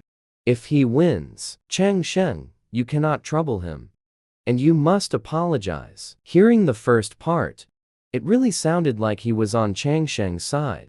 But upon hearing the last sentence, everyone finally understood. This was clearly favoring Huang Yu. However, Shen Yuan shook her head in fear. She didn't want Huang Yu to get hurt for her sake and be driven out. Chang Ya, she was just about to explain what happened. But the next moment, her mouth was tightly covered by Huang Yu. Softly in her ear whispered, that matter is a secret between us. Don't worry, I'll be fine. Seeing his confident smile, Shen Yuan felt somewhat reassured. However, the next moment she regretted it. Little master, there's more to this chapter later. Please click the next page to continue reading. It gets even more exciting later. The Chang Sheng before her eyes turned out to be a golden lion. Beastman. She had thought he was a wild boar beastman like Changjia. Chang Sheng lifted his head and roared toward the sky. Huang Yu. Today is the day you get driven out of the Sunset Tribe. After delivering his harsh words, he immediately leaped toward Huang Yu with a bound. Shen Yuran watched this scene nervously. Her heart almost jumped out of her chest, as the sharp claws were right in front of Huang Yu. The next moment, a multicolored light flashed. The person who had just been standing on the ground had now transformed into his beast form and was flying in the air. Everyone's eyes were dazzled for a moment. When they opened their eyes again, they saw a beautiful green peacock, spreading its gorgeous, colorful wings and circling in the air. Its long tail trailed behind, as if it were a divine bird. Oh my! Huang Yu's beast form is so beautiful. Indeed, we've been in the same tribe for so many years, and never knew his beast form was this good looking. Some exclaimed in amazement. Some spoke with envy. What's the use of being good looking? If he can't defeat Chang Sheng, he'll be driven out. Right, good looks can't be eaten as a meal. Even Ai Lin, who had always admired Huang Yu, was deeply captivated at this moment. Such a handsome male, yet he doesn't fancy me. Insisting on getting involved with a wild female. Thinking of this, he felt a breath stuck in his chest, unable to come out. Stepped forward and shouted at "Beat him, win. I will be yours alone tonight." As these words were spoken, Chang Shem was overjoyed from the bottom of his heart. He thought Ai Lin would blame him. She even approves of me beating Huang Yu. Then I must properly teach him a lesson. Tonight, he won't have to eat the leftovers that other males have eaten anymore. Chapter 11. So he is this good. Chang Sheng opened his big mouth and pounced to bite at Huang Yu in the air. However, seeing this, Huang Yu, with a pair of huge, sharp claws, swiftly, accurately, and fiercely clawed towards his face. Just one strike, instantly bloodied and dripping. The pain made Chang Sheng cry out in agony, a sharp cry. Yet Chang Sheng grew even more furious. This face is his weapon. If it gets disfigured, his life would be over. This damn Huang Yu is clearly doing it on purpose, specifically attacking my face. Have the guts to come down. What's the point of flying in the sky? A powerful male. Huang Yu gently landed on the treetop nearby. Come down, so what? Lost is lost. These words directly stepped on the waste pipe on the bed. By now he had already forgotten that he came to seek justice for his brother, Chanjia. You're talking nonsense. If you have the guts, come down. Luabai, watching from the side, couldn't stand it anymore. To be honest, in terms of friendship, of course, it's Chang Sheng, this male who often hunts, who has a better relationship with himself. But even so, now, he felt it was too embarrassing to watch. It's obvious at a glance that it's Huanju who's impressive. What difference does it make whether he comes down or not? Besides, Huanju is a peacock beastman. Being able to fly is also part of standing. Everyone's eyes held looks of amazement. Only the clan leader wore an expression of disbelief. That claw strike from Huanju just now suddenly pulled his memory back 18 years. To that snow-covered winter. He was just out on patrol as usual. But unexpectedly, outside the tribe, discovered a phoenix fighting a flood dragon. In the end, both fell. In the nearby snowfield, he picked up a fist-sized blue egg. Originally thinking of taking it home to cook and eat, he didn't expect the clan leader at the time to discover it was a beastman egg. So it was handed over to a beastman in the tribe to incubate. Everyone thought it might be a flood dragon egg or a phoenix egg. However, what hatched was a grayish, dingy, ugly little thing. As time passed, almost everyone had nearly forgotten its existence. Yet unexpectedly, years have passed. Only now has the clan leader discovered that Huang Yu has actually grown to resemble somewhat the phoenix from back then. Similarly, many of his feathers are very beautiful. But at a glance, the colors clearly aren't from the same species. Although no matter how you look, the colors don't seem alike. Even so, the clan leader now knows Huang Yu is absolutely not ordinary. An ordinary beastman couldn't give birth to such a good-looking beastman. Thinking of this, his eyes shifted, and he immediately had an idea in mind. He spoke with a smile. Alright, let's stop here. Huang Yu wins. Chang Sheng apologized to him. Shen Yuran stood to the side. Hearing this result, she could finally be completely at ease. She had always known Huang Yu was good-looking, but never expected his true form to be even more handsome. Last night, due to being too flustered, she hadn't really noticed. However, Chang Sheng, hearing this unilaterally declared result, was very angry in his heart. I won't apologize. Clearly, he was the one who killed my brother. Why should I apologize? Huang Yu knew these beastmen were all spineless. Clearly, he was the one who proposed the fight and lost, yet didn't want to admit it. Him making such a fuss is nothing more than just wanting some compensation. Who doesn't know that although he and Chang Ya are blood brothers and have a good relationship, he is even more greedy for petty advantages. Speak, what do you want? Chang Sheng snorted coldly and transformed into human form. 3 bloody scars abruptly appeared on his face. I don't care for your things, but Long Tooth is my brother. I can't let him die for nothing. I want 50 cowrie shells, 10 high-quality furs. As soon as these words were spoken, the other ORCs nearby all gasped in shock. Damn, this guy is really asking for the moon and the stars. You should know, many families here can't even come up with 10 cowrie shells, let alone 50 cowrie shells plus 10 furs on top. To be honest, at this moment, many people suddenly felt Long Tooth simply wasn't worth that much. Fine, 50 cowrie shells I'll give you. But as for the 10 furs, no, I'll give you 5 more cowrie shells instead of the 10 furs. Furs are never given to others, except for himself and Yuran. No one else can use them. Those are premium furs he specifically saved. Good. Chang Sheng heard there was such a good deal and immediately agreed, afraid he might change his mind. You should know, although 1 cowrie shell can also buy 2 good furs, but furs are, after all, just objects. How can they compare to the value of cowrie shells? With cowrie shells, you can go to Yunming's and exchange for anything. Huang Yu retracted his beast form. With a light turn, he landed beside Shen Yuran. Yuran, go back and help me fetch the cowrie shells from the wooden chest. Shen Yuran wished that this matter could be resolved with money.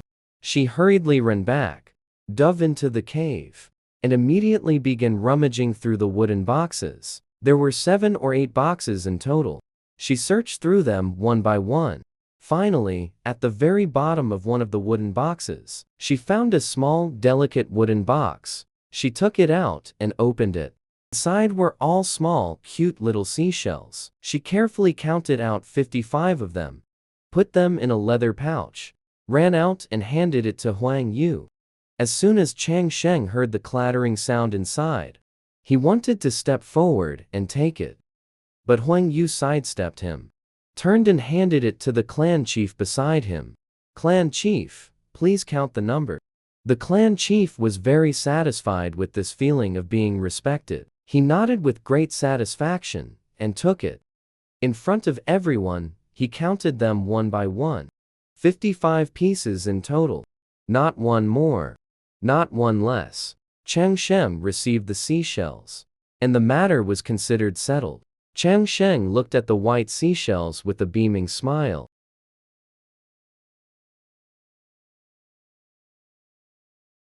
It was what the clan chief had said.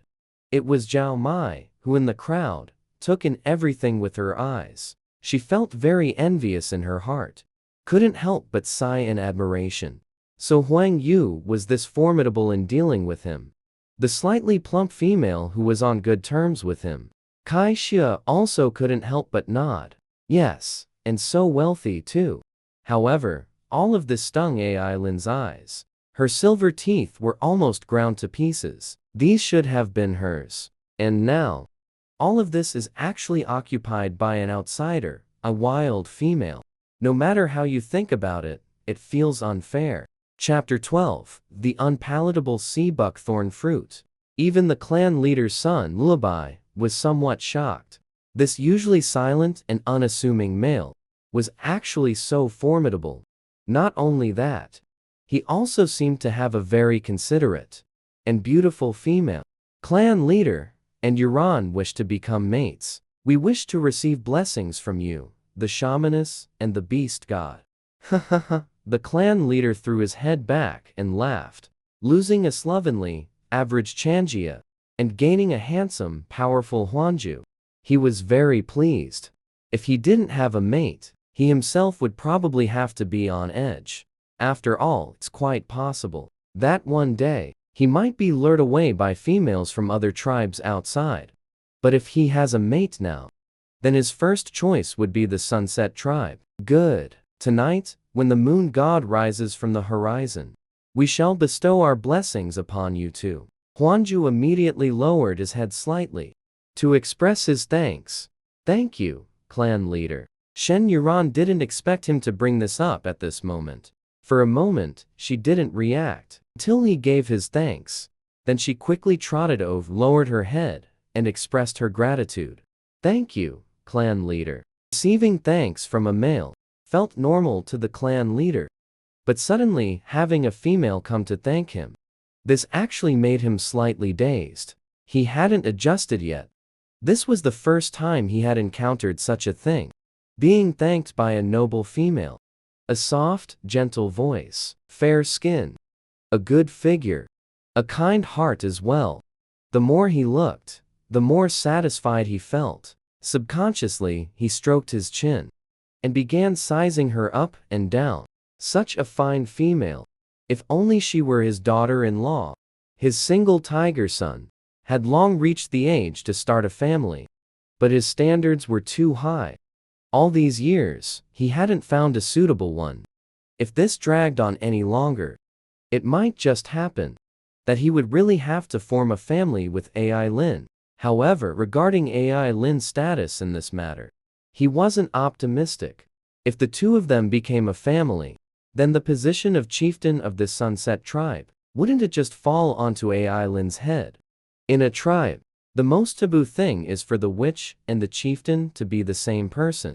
Moreover, he didn't think a female as foolish as AI Lin could handle the position of chieftain. Thinking of this, the corner of his eye caught sight of Luo Bai beside him.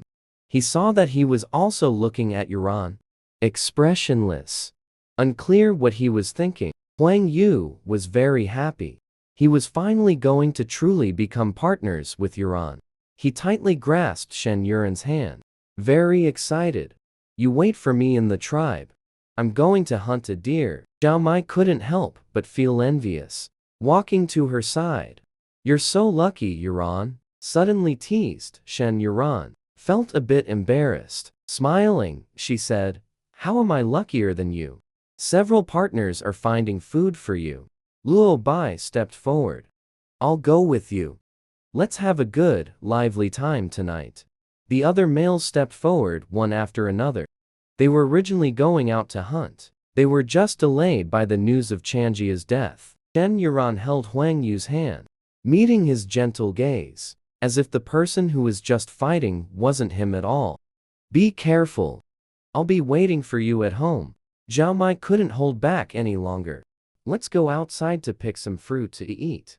Hearing they were going out, Kai Xia also got excited. Let's go catch soft worms to eat. Great. Several close female friends chimed in agreement. Regarding Shen Yuran and AI Lin, they preferred to befriend Shen Yuran. After all, she wasn't stuck up. Her voice was soft when she spoke, and she looked fair and tender, just like a newborn cub. With just one glance, it made people want to protect her. Everyone agreed and ran home to get their woven bamboo baskets. Shen Yuran also rushed back to the cave, just thinking about being able to go gathering with them. She was overjoyed. He is also human, also a social animal, likes to interact with people. However, he searched around the cave and didn't see any back baskets. Wanted to put on his shoes, but discovered his own shoes were already so smelly they couldn't be smellier. Disgustedly threw them aside, fished out a soft, hairless animal skin from nearby, cut off 2 pieces with a bone knife from the side, directly and roughly used the knife to poke 4 holes on the side, then tied them to his feet with animal sinew. He tried them on. It was like custom made. Very fitting, just the edges were very rough, but still better than not wearing any. Yuran walked off. Zhao Mai and Kai Xie stood at the cave entrance and shouted.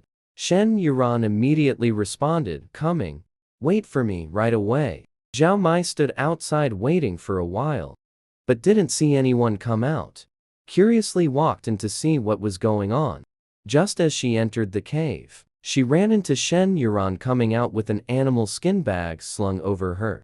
Puzzled, she asked, "What are you doing?"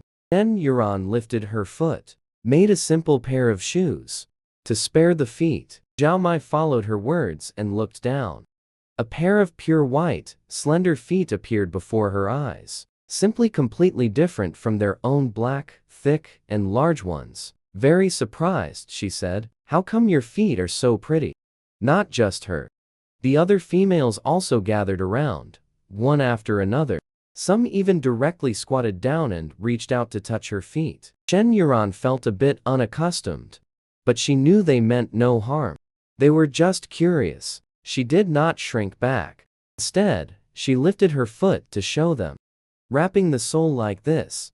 Walking won't hurt from the stones. Zhao Mai and Kai Xie and the others didn't really care about the pain issue. After all, the soles of their feet had long been calloused. Not to mention stones. Even if they stepped on some thorns, it wouldn't hurt. They had been looking for so long, just wondering if their own feet could become this pretty too. Little master, there's more to this chapter later. Click the next page to continue reading. It gets even more exciting later. Wearing this. Can our feet also become this white? Right. The one at my home often says the soles of my feet are a bit hard. Every time it scrapes him raw. Shen Yuran only noticed now. Their soles were really primitive. Forget about the blackness. After all, they barefoot under the sun every day. But the keratin layer was truly thick, and their long toenails were exposed. Just one glance was uncomfortable. My feet are this color because they haven't been exposed to much sun. But wearing shoes can make the soles of our feet softer. Zhao Mai and Kai Xie, along with a few others, hearing this conclusion, were already quite satisfied. We'll go back and make a pair to wear tonight too. As soon as these words were spoken, everyone agreed in unison. They also wanted to try what it feels like to step on beast leather shoes. A few people walked out of that tribe, chatting and laughing, heading straight to the hillside by the river. A large cluster of bright red little berries suddenly appeared before their eyes. Zhao Mai put down her basket. Take it easy, these have thorns. Be careful. Don't prick your hands. Shen Yuran gazed at this vast expanse of familiar plants, feeling a bit frustrated. Isn't this just sea buckthorn? Back in his hometown, it's called water fork. It's good stuff for feeding pigs. Back when the family was poor, the pigs didn't have much to eat. His grandfather wouldn't sleep at noon, just carrying a piece of cloth and a basket on his back. He'd go gather water, fork to dry, and feed the pigs. Once the pigs ate it, their fat just kept piling on, visibly rising. Never thought that now, he himself would have to pick loads of this stuff. At first, he was just herding cattle up the mountain, occasionally picking 1 or 2 to taste, and astringent. Only a little bit of sweetness. It really wasn't tasty. Chapter 13, Not Wanting Trouble. Zhao Mai and Kai Xie quickly started picking beside him. Not moving, probably a bit scared. After all, this thing hurts when it pricks your flesh. He's so delicate. It's normal to be scared, Zhao Mai said with a laugh. If you're afraid of getting pricked, just wait a bit. We'll pick some for you after we're done. Shen Yuran quickly shook her head in refusal. She wasn't afraid of getting pricked. She was simply not interested. No need for you to pick like this. It's a bit slow. How about I pull the branch down and hit it with a stick? You just catch them with the baskets. Hearing there was this method, Zhao Mai instantly had a sparkle in her eyes. Hey, this really is a good method. Kai Xia picked up a wooden stick from the side and hit the branch Shen Yuran was holding down. With just a light tap, those ripe sea buckthorn berries all fell clattering into the basket. She laughed excitedly. Never thought there was such a method. So useful.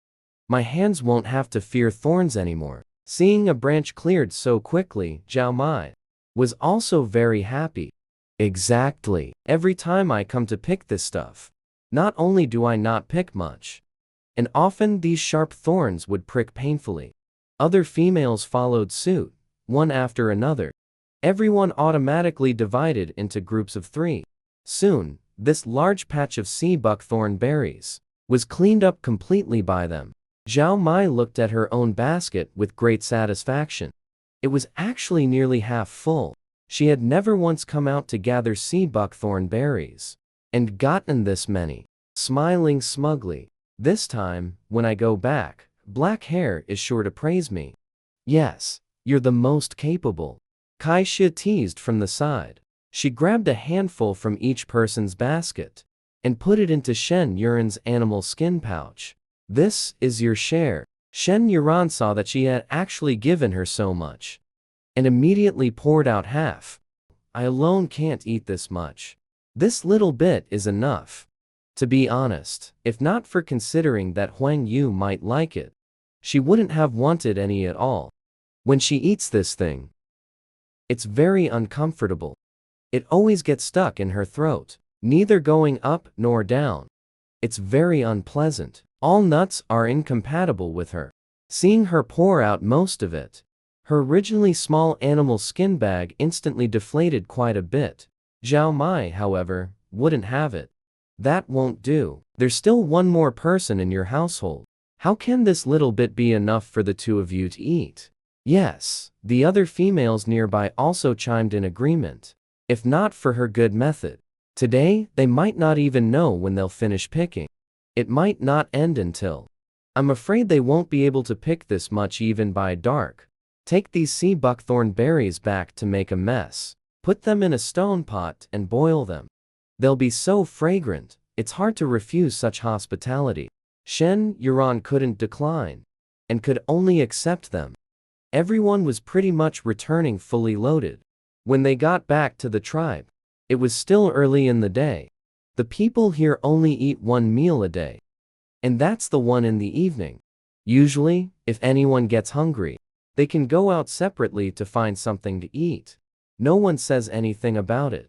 Shen Yuran put down the animal skin bag and was immediately pulled by Zhao Mai and the others to go into the tribe. They insisted on him teaching them how to make shoes. The shoes aren't difficult. You can learn just by looking once. What's hard for them is how to choose the animal skin. You should know, this is the most important material for getting through winter. Without animal skins, they could very likely freeze to death. Zhao Mai brought out 2 pieces of animal skin, looked at a black piece of animal skin in her hand, and also a gray piece of animal skin. These 2 pieces were already the worst animal skins she could find. But even so, she still felt somewhat reluctant to part with them. But as soon as she saw Shen Yuran's fair and delicate feet, she felt extremely envious and was completely unable to make a decision. Yuran, help me take a look. Which one of these is suitable? Shen Yuran took the animal skins and felt the gray one. Upon first touch, it feels harder than the black one. Decisively, let's use the gray one. It's harder. It should be more secure when worn on the feet. Kai Xia, who was still choosing nearby, heard this. Immediately had an idea. Directly chose the thickest, the roughest one. Zhao Mai directly stepped her foot onto the animal hide. Used a stone to roughly outline the edges. Then had Yuran help hold it taut. Used a knife to cut it out bit by bit. Then was about to use animal sinew to bind it. Shen Yuran saw there were still quite a few leftover scraps nearby. Immediately stopped her. Don't use animal sinew. Not only is it unattractive, it's also not very comfortable to wear. Saying this, she picked up the thin strip scraps nearby. Using this will look better. Cut 3 long strips of animal hide. Expose the furry side. Thread them through the holes in the sole. A simple pair of animal hide sandals was thus completed. Zhao Mai took it and looked it over and over. Directly tried it on her foot to test the sole. A wave of softness came through. She was quite surprised. Oh, my. Wearing this feels as comfortable as stepping on a bed. And I feel like it's even prettier than the one on Yuren's foot. Not just her. Kai Xia's was also ready. She had chosen a black animal hide. Worn on her feet, the black fur actually gleamed with a shine. It was also very beautiful. Shen Yuran said with a smile, "Yours are definitely better looking than mine. I only used animal sinew because I was in a hurry. But if you wear them for a few days and find these animal skin bags stifling, you can also choose to use animal sinew." The few of them were playing happily under the tree. Each had a pair of animal skin shoes, as if stepping on clouds. However, a female stood by the cave entrance nearby, glaring hatefully at this place. The witch sat in the cave sorting her herbs, knowing her daughter's worries. But then again, this Huang Yu really has no taste, preferring a wild female of unknown origin over being her daughter's mate. But seeing how quickly she got along with the other females in the tribe, she must be no simple person. Her own simple-minded daughter probably can't compete with her at all. "Come in and help me with the herbs." "I don't want to."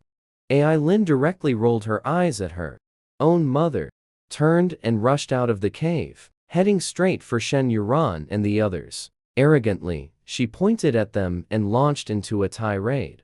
"You are simply too much. Making animal skins here. Don't you know these are necessities for winter?" This one sentence directly offended all the females making shoes present.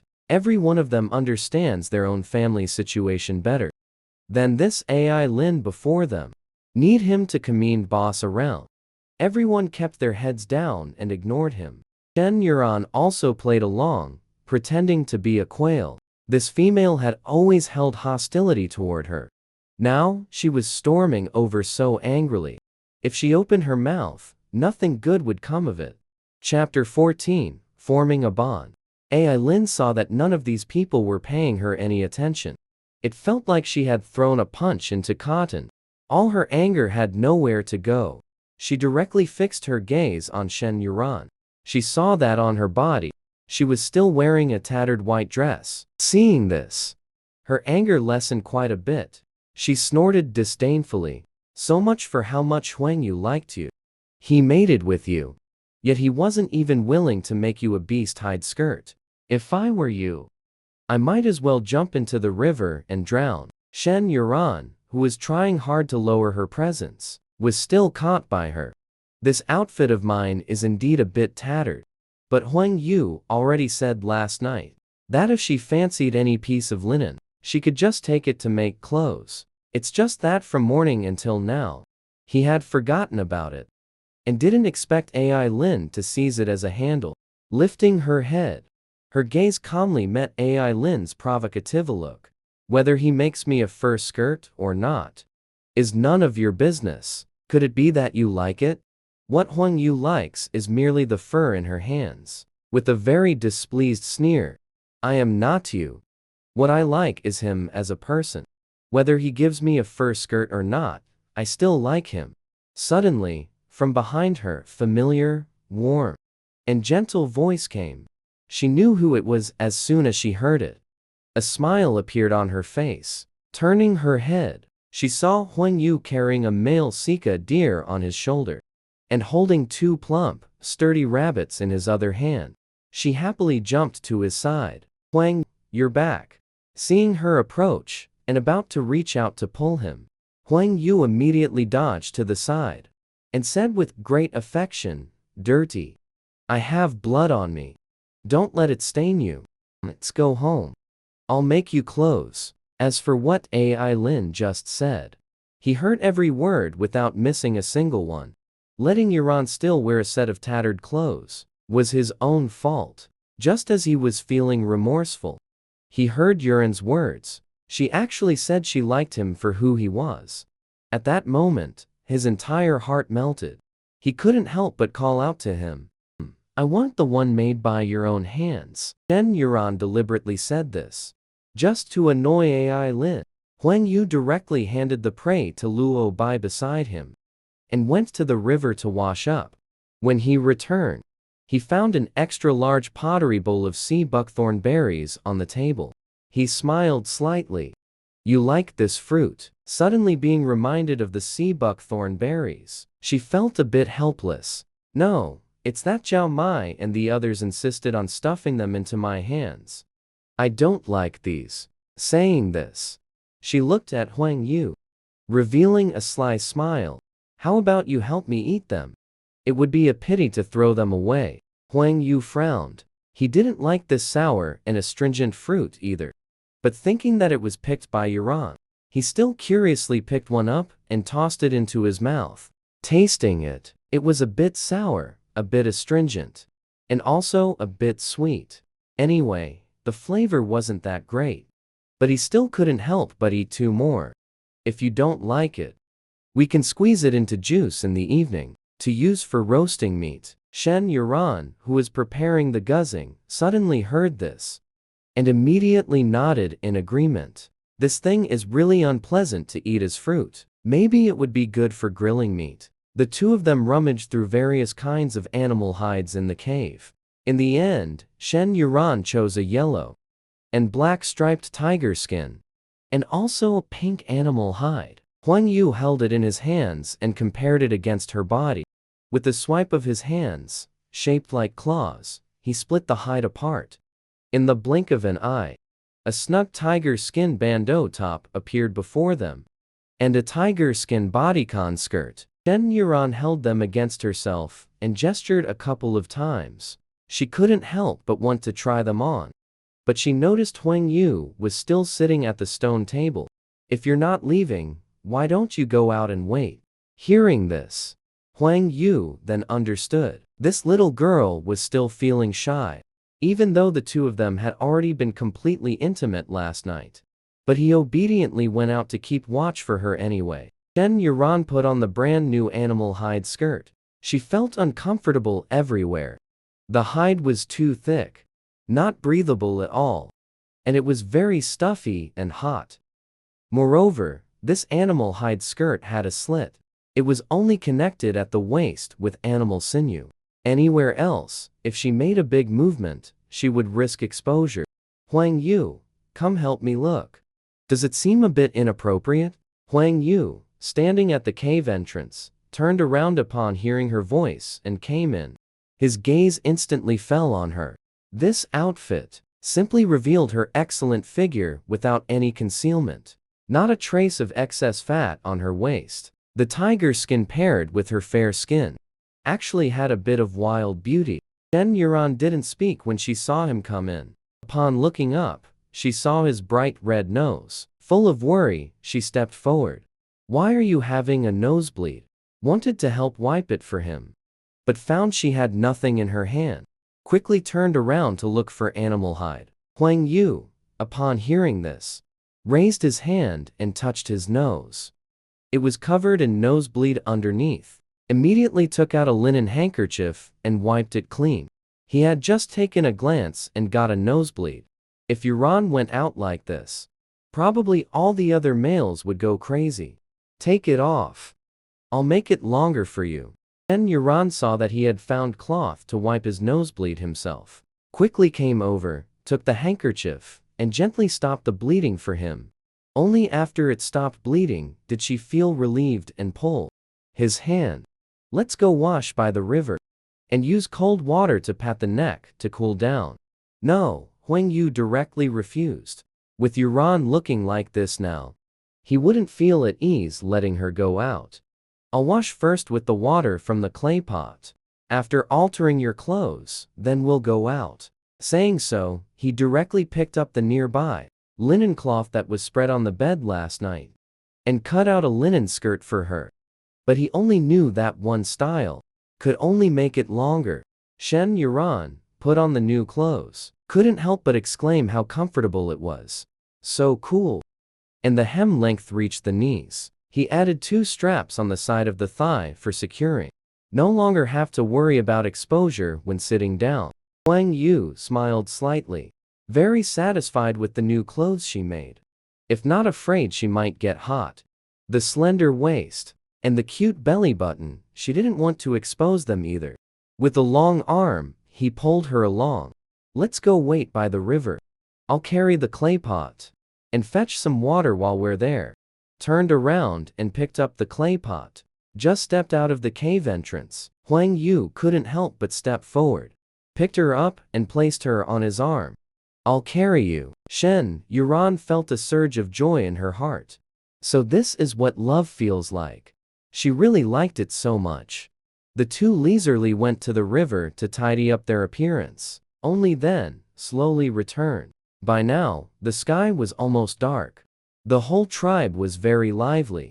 This was their first time holding 2 consecutive mating ceremonies.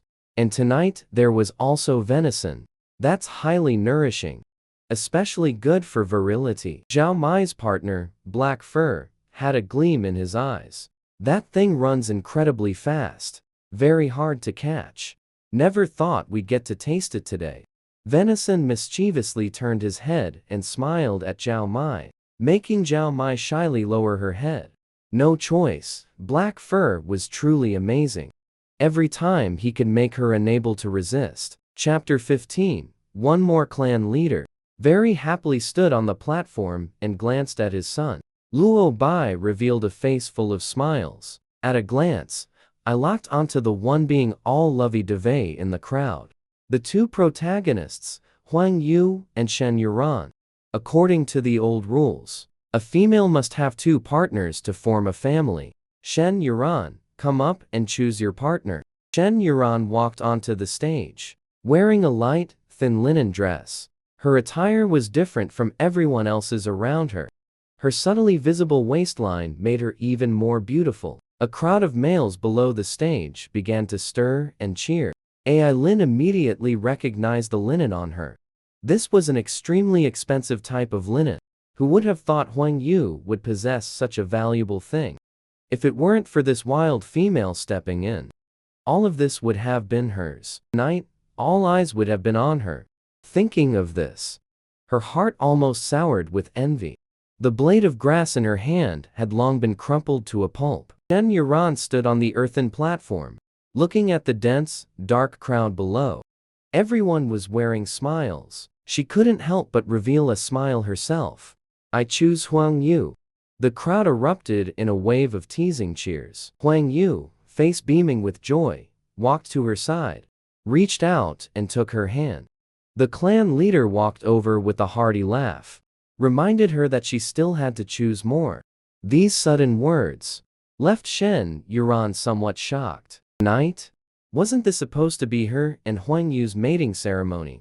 Why did she still have to choose? Seeing her very surprised expression, Huang Yu then remembered this was the beastman's rule.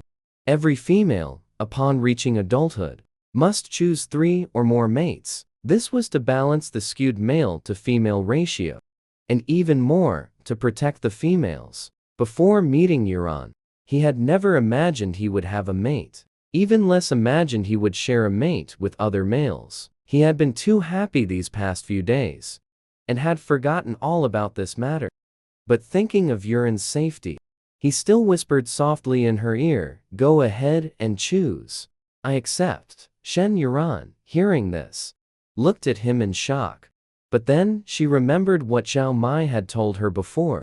To survive here, you must rely on powerful male mates. If you have too few mates, you might not even know how you died someday. Huang Yu also has her own things to do. It's simply impossible for her to be inseparable from me all day long. If I want to be safe, I must choose again. Immediately, she cast her gaze into the crowd. Those males without partners all stepped forward. "Choose me." One male excitedly jumped up and waved at her, while one hand was still picking his nose. Shen Yuran only glanced and then looked away. She didn't want a male like that. Seeing that she was about to choose, the clan leader randomly walked to the side and whispered to her, "Yuran, look at that male over there in the white animal skin skirt. What do you think?" Shen Yuran instinctively looked in the direction he indicated. With just one glance, she recognized the person. "Isn't that the male who carried me back in his mouth back then?" Luo Bai felt her gaze upon him. He immediately turned his head to look aside, not daring to meet her eyes. When he first saw her back then, he only saw a mess of dirt and filth, and that delicate yet stubborn temper of hers. He never expected her to look so beautiful after cleaning up. Just one glance from her made him feel somewhat shy, not knowing where to put his hands and feet. His father was also like this, not letting him inquire first about such matters, just abruptly stating others' thoughts like that. Shen Yuran couldn't make up her mind. She had seen this male before. What about his strength? Would he not get along with Feng Yu? She didn't know. She could only rest her gaze on Feng Yu. Without saying a word, Feng Yu understood her meaning. He nodded toward her. Luo Bai is a good person. Only then did Shen Yuran realize that this big tiger was called Luo Bai. The second Luo Bai. As soon as these words were spoken, Ai Lin was the first to jump out. "No way, I don't agree. I can't take it anymore." She rushed onto the stage with her hands on her hips. Pointing at Shen Yuran's nose, she started cursing. "You fucking bitch, you come to my Sunset Tribe and immediately start snatching people? Snatching Feng Yu is one thing, but now you're even snatching Luo Bai. Are you fucking love-starved? Grabbing any male you see? Why don't you just take all the males? Forget it, let me tell you. Luo Bai is mine." This declaration made everyone look toward Luo Bai. Even the tribal chief was puzzled. When did his son get involved with Ai Lin? How did he not know? If that were really the case, then perhaps the candidate for chief would need to be reconsidered. Luo Bai, upon hearing Shen Yuran say she chose him, was so overjoyed in that moment he was speechless.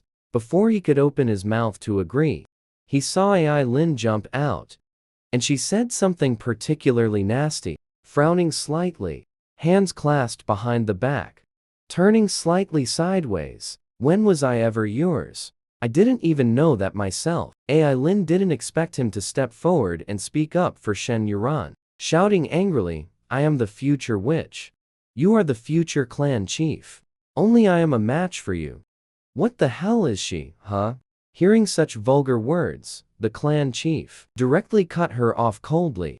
"With your level of quality, I, the future clan chief of the Sunset Tribe, wouldn't dare take you." Her mother was rejected by Luo Bai, and now the clan chief treats Ai Lin like this too. Feeling like she has lost all face, she stomps angrily over to her own mother. "Mother, they're all bullying me. They're all bullying me." This chapter is not finished yet. Please click the next page to continue reading the exciting content that follows. You must not give them blessings. Huang Yu and Luo Bai are mine. Are mine. The witch feels somewhat awkward. This is her precious darling. She gave birth to 6 children in her lifetime, but only she grew up safely. The others died young long ago. She doesn't want her to suffer any grievance, but, in front of the entire tribe, if she dares to agree to Ai Lin's words, then her credibility as a witch would be gone. Reaching out to pat her on the back as a gesture of comfort, "Stop crying. You already have 20 partners. There will be better ones in the future, ah." Don't. Ai Lin directly whines. Do not let the witch bestow blessings. What the clan leader hates the most is Ai Lin's pampered and spoiled appearance. She wants the best of everything, yet is unwilling to offer the position of first beast husband to his son. You must know, that is the clan leader's son. How could he be a junior husband to someone else?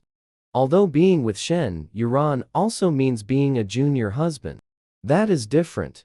This one looks gentle at first glance, even if nominally a junior husband. Probably after being together, this tribe would still be under his son's control. Besides, there's also such a strong fighter like Huang Yu. Being with him, he feels much more at ease. Impatiently waving his hand, Lei Yi Changsheng, hurry up and take your mates back. If you miss the good opportunity later, none of you will have it easy. The two of them originally didn't want Ai Lin to find another mate, but pressured by their female's authority, they didn't dare to step forward and interfere. Now that the clan leader has spoken, they won't hold back. They immediately stepped forward, coaxing and pulling, taking them back to the cave. Chapter 16. The bugs are so scary. At this moment, Luo Bai stood beside Shen Yuran, his ears turning red. I am willing to become your mate. The clan leader laughed heartily, beaming with joy. Good. Let us bless them. May they have offspring soon, and be strong and healthy. The males below were somewhat puzzled. Didn't they say at least 3? Why are there only 2 now? The ceremony has already begun. Not just them. Even Huang Yu was puzzled. But with Luo Bai, he felt it was enough for now. To be honest, in the entire Sunset tribe, she only considered Luo Bai as a worthy male. The others were either unfaithful, or unattractive, or prone to stealing and mischief, or already taken as someone else's beast husband. Anyway, she didn't like them. Only Luo Bai. He knew what his father was thinking. If it weren't for the rules, his father would have preferred his partner to be the only one. The male witch diligently blessed them. A faint moonlight shone down. The 3 instantly felt a wave of warmth enveloping them. Huang Yu and Luo Bai both turned their heads to look at Shen Yuran in the middle. On the position of his left atrium, there was now a beautiful, miniature green peacock, vivid and lifelike. And on his right arm, there was also a golden, domineering little tiger. Shen Yuran noticed their gaze. Only then did he realize the new additions on his body. He rubbed them hard with his hand, but they wouldn't come off. He had noticed long ago that Zhao Mai and Kai Xia and Ai Lin all had some animal patterns on them. But he had always thought they were just tattoos. Never imagined this was how they came about. So there really is a beast god here. Seeing her staring blankly at the marks on her body, the two of them tacitly took her hand. Huang Yu walked. I'll take you to eat something. Suddenly hearing about food, Shen Yuran then realized she was truly very hungry. It's just that there were too many things happening day after day, making her forget her hunger. Shen Yuran followed along, but with someone suddenly by her side. She felt somewhat uncomfortable. Huang Yu walked to the side of the fire, selected a large piece of tender deer meat from the belly area, came over and handed the roasted meat to Shen Yuran, sat to the side and simply ate some. To be honest, the roasted meat tonight tasted quite ordinary. And with Luo Bai present, she found it hard to savor the food. Luo Bai felt somewhat embarrassed. Last night, his father had just found him and brought up this matter. Although he also thought Shen Yuran was quite good, and had some fondness for her in his heart, suddenly becoming companions, more or less, he needed time to adapt to this new identity. He also sat to the side, took a piece of his favorite tendon to eat, but the corner of his eye occasionally fell on Yuran's face. After the meal, Huang Yu thoughtfully took Shen Yuran to the river to wash up. At this moment, it was very quiet here. He looked at the two of them. How about tonight, Luo Bai, you come to our cave? Shen Yuran, who was already somewhat awkward, suddenly heard these words. My mind buzzed for a moment. Completely blank. How can 3 people live like this? Suddenly, she remembered the noises she had heard before. Could it be tonight? Thinking of this, she swallowed nervously, feeling a bit scared. But this person was her own choice. Now, they were already partners. It wouldn't be good to refuse. But aside from what Huang Yu said, he had no better solution. Luo Bai nodded in agreement. Although he had his own cave, and was the clan leader's son, now, Huang Yu was Yuren's first beast husband. In matters like this, he had to listen to him. I'll go back now and move my things over, would. Yuran was in a daze, not even knowing how she returned to the cave. It was still lively outside, but she felt her limbs stiffen, standing to the side, watching the two of them remaking the bed. Her mind was a complete mess. Huang Yu patted the bedding. Yuran, come quickly and try if it's comfortable. That faint smile made Shen Yuran feel like he was a mischievous spirit, trying to seduce her. Remembering last night's pain, she instantly felt resistant. I haven't washed up yet. I'm too dirty. I'll go take a bath and come back. After saying that, she lowered her head and rushed out of the cave, leaving Luo Bai feeling disappointed. Does she not like me? Huang Yu chuckled softly. He originally grew up in the tribe. He had long accepted Luo Bai as his own brother. He was just a bit embarrassed. After all, before yesterday, she had never mated with any other male. As soon as these words were spoken, Luo Bai turned his head and looked at Huanju incredulously. What did he mean by saying that? Was he showing off how important a female's first time is? Was he showing off that Yuren's first time was given to him?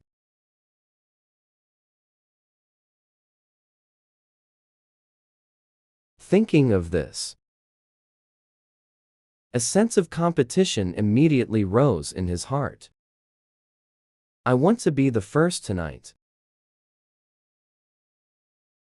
Huanju picked up the clean animal skin skirt beside him. Without answering his question at all,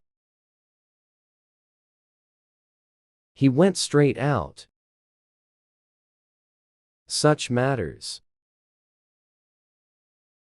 Only Yuran has the right to decide who is the first.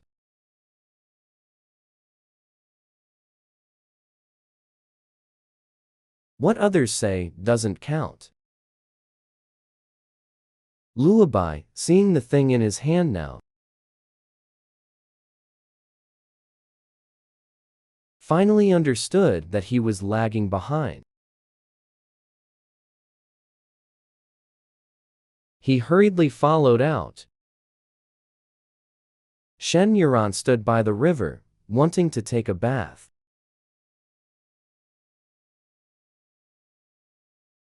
But realized she had come out in too much of a hurry and hadn't brought any change of clothes at all. She wanted to go back and get some, but saw Huanju coming over with clothes. Huanju chuckled softly.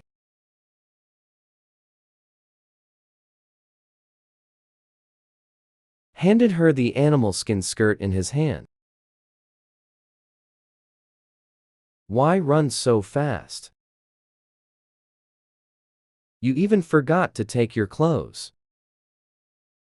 Shen Yuran looked behind her and saw no one else.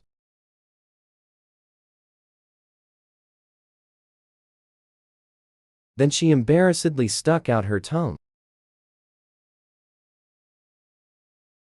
Just a bit unaccustomed, that's all. It'll be fine in a few days. Huang Yu gently reached out and stroked her hair.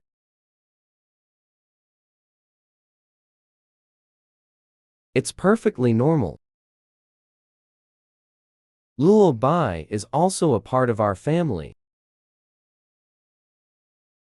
It will be better after tonight. Little Master, there's more to this chapter later.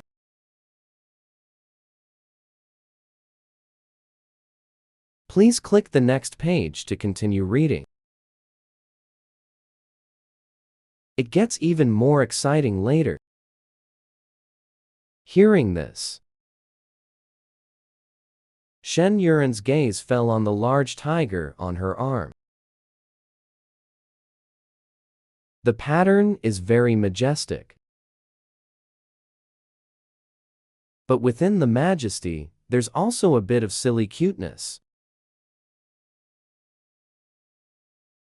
She nodded, Huang Yu brought clothes over. Luo Bai naturally wouldn't come empty-handed. He grabbed a large handful of soap pods and handed them to Yuran. Using this to wash will be very clean. Shen Yuran turned her head, looking at the soap pods in his hand, longer than her own palm. She was quite surprised. Where did the soap pods come from? Hearing her somewhat astonished voice, Luo Bai unconsciously revealed a smile. I just went to pick them from the other side of the hill. They're very good for bathing. Shen Yuran reached out and took the soap pods from his hand, accidentally touching his somewhat hard palm. A warm current transmitted over, making her heartbeat accelerate. This male before her eyes. Golden long hair, black pupils, high, straight nose bridge, resolute face, was indeed two completely different types from Huang Yu. She glanced at that clump of reeds. Originally intending to walk over, but suddenly remembered the unpleasant memory from last night. Feeling very apprehensive in her heart. But the surroundings were very open. Except for that place. There is no other place that can provide cover.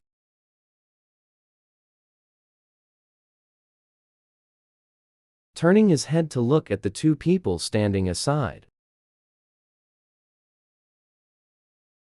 he could only speak up and say that.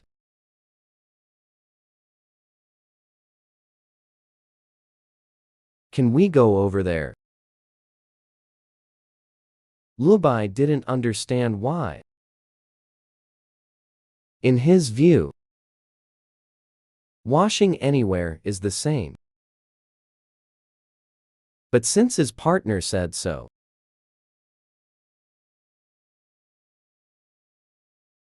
then naturally, he should comply. Fortunately, Huanjun knew the reason.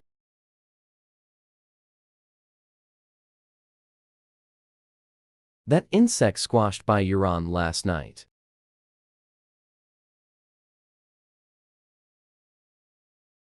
Really scared him badly. It took a long time for him to calm down. I know a place with very clear water.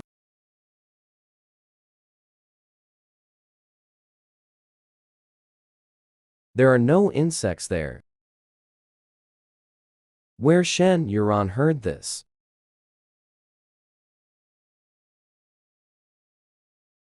instantly became excited. Now it's dark. Although there is moonlight. But who knows what might emerge from this water?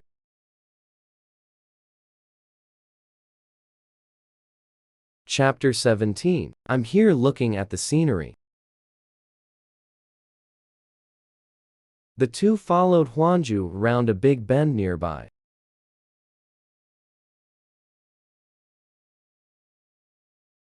The river here is simply much cleaner than the previous spot.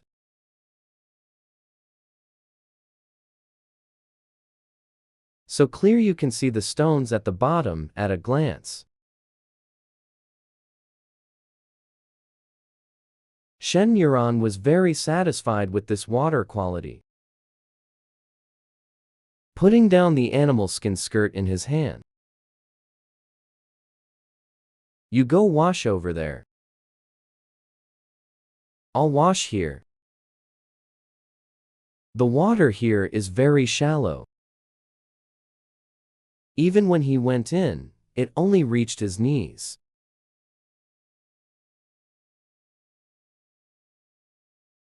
Having run around all day, he had long been sweating a lot. Getting into the water all at once felt instantly much more comfortable, wetting his whole body. Picking up the soapberries nearby and rubbing them into lather. Only then applying it to his body. Yesterday was just a bath with plain water. A lot of grime wasn't washed off properly. Tonight, he needs to wash thoroughly. The sound of splashing water made the two people behind him feel somewhat restless. Their hearts felt as if scratched by a cat. After all, that was their partner.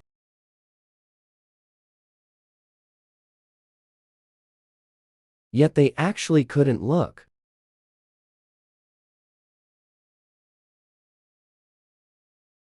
Just thinking about it made them uncomfortable. Luo Bai and Huang Yu stood in the water, exchanging a knowing glance. They slightly turned their heads to look at the scenery behind them.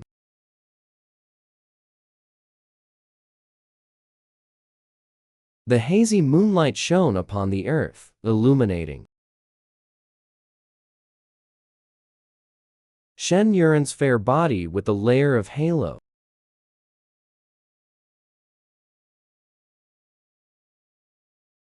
With just one glance, Luo Bai's mind went blank. His brain was completely empty. Hey, you better not look. Suddenly, he heard Huang Yu's voice beside him.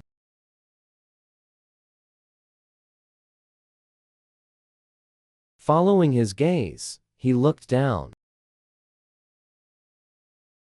Instantly, his face flushed red. Stubbornly stiffening his neck, he said, "Aren't you the same?"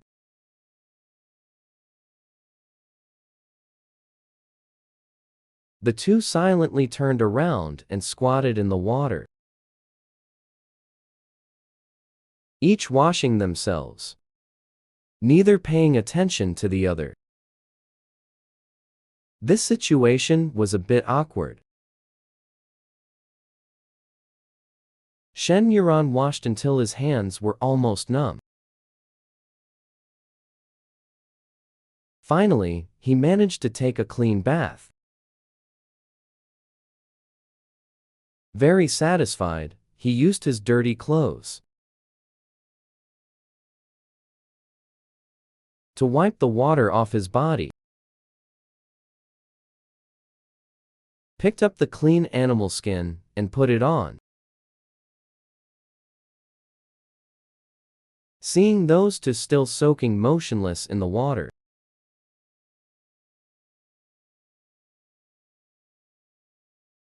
"Are you two done yet?"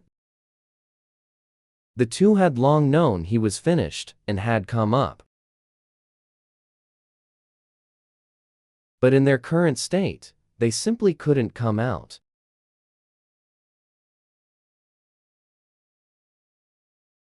Instead, Luo Bai secretly gave a sly smile. "We're done washing too." Just that the animal skin skirt is a bit far and can't be reached. How about you bring it over here? As soon as these words were spoken, Huang Yu immediately sensed that this tiger was up to something.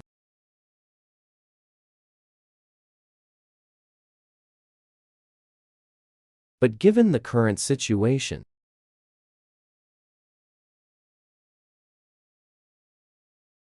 what he wants to stir up, she could guess with her toes.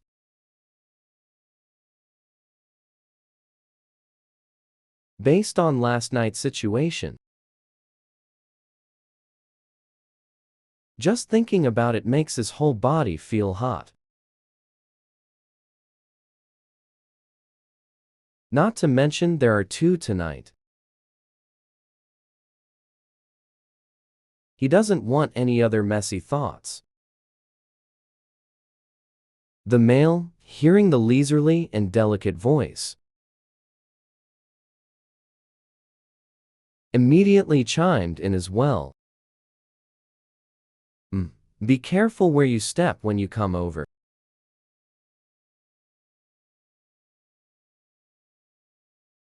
Shen Yuren's lips curled up. Didn't expect these two to be oddly concerned about privacy issues. Picked up the animal skin skirt beside him and got into the water.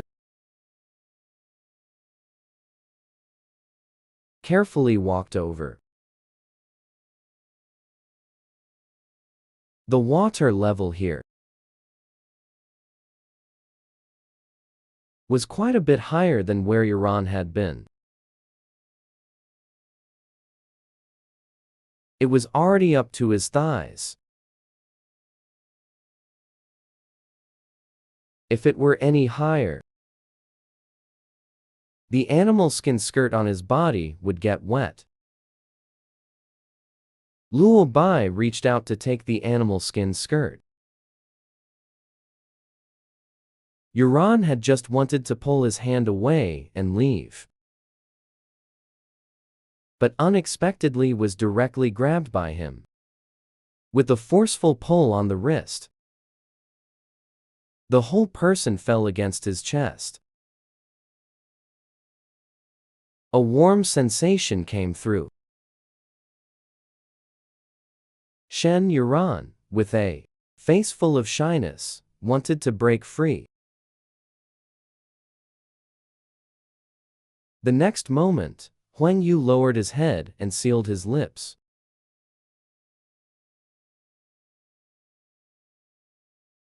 A tingling sensation instantly swept through his entire body.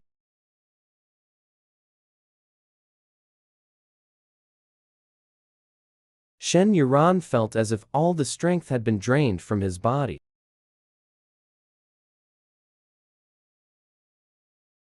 His legs went a bit weak.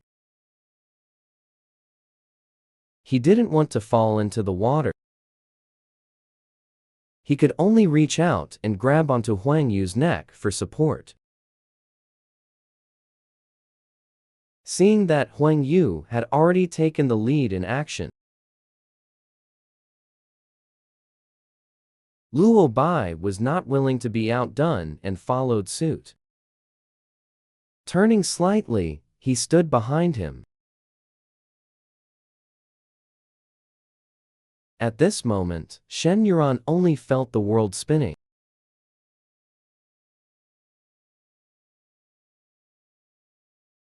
His mind went completely blank. The only thing worth celebrating is this place was desolate and uninhabited, as if in all the world, there were only the few of them. No one else would see him in this state.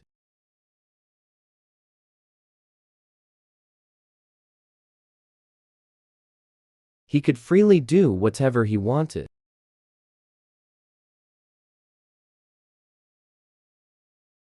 However, These were merely his own one-sided thoughts.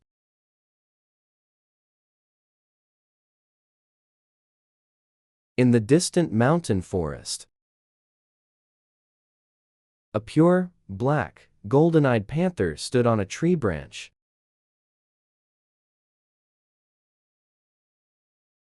Watching the commotion here without blinking.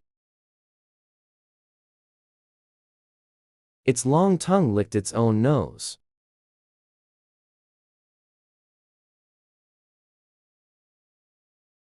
It snorted disdainfully. So these two were his mates. They really are quite ordinary. No wonder they lost him. And almost got him killed by hunting dogs. Such a beautiful female. These two males really aren't worthy.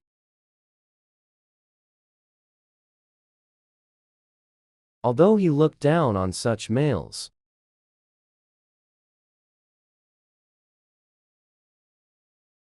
he wasn't about to rush out now to disturb their good time. Then, with the turn of its head, it leaped down from the tree in one bound and turned to go deep into the forest. For the first time ever, Luo Bai and Huang Yu slept in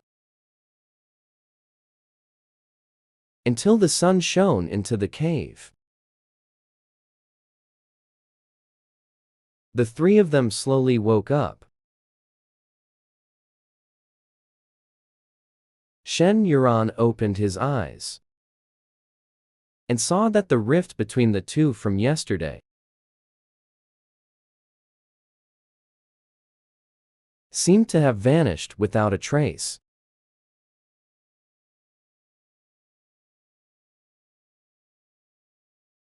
The clan leader stood at the entrance of his own cave.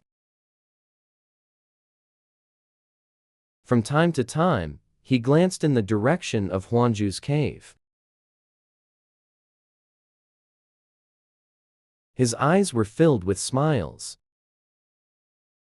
Soon, a figure immediately appeared before him.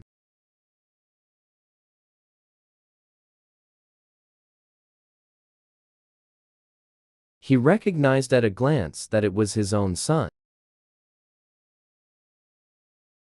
Immediately waved to him. Luobai, Luobai. Seeing it was his father,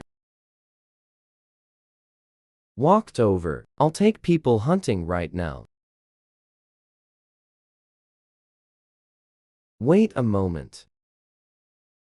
Let me ask. Did you two mate last night? Speaking of this, a happy smile appeared on Lu Bai's face.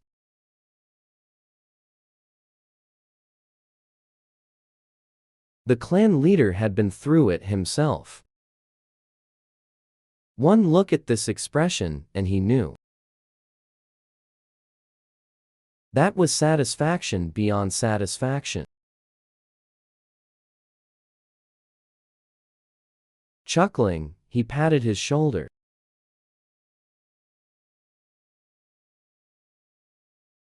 That's good. Your father's judgment is never wrong.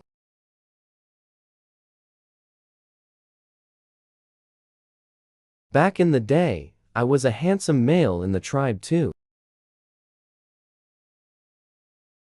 But since you're together now,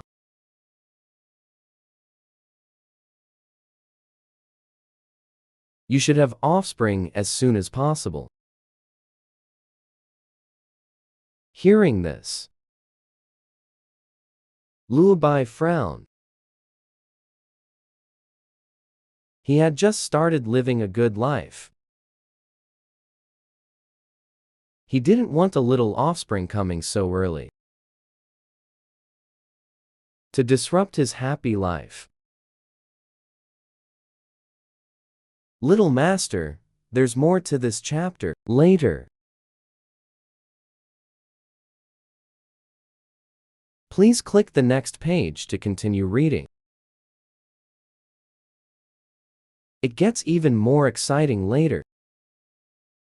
Don't think he didn't know. In the tribe, whenever a female becomes pregnant, the female's attention is on the offspring.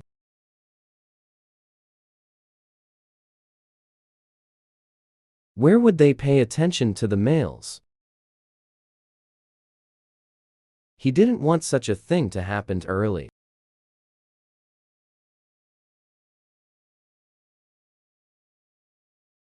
His position in Uran's eyes wasn't stable yet.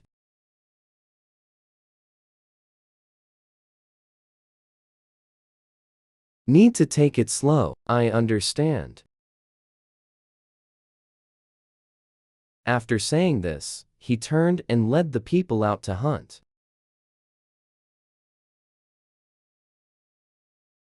Uran now has 2 companions by her side.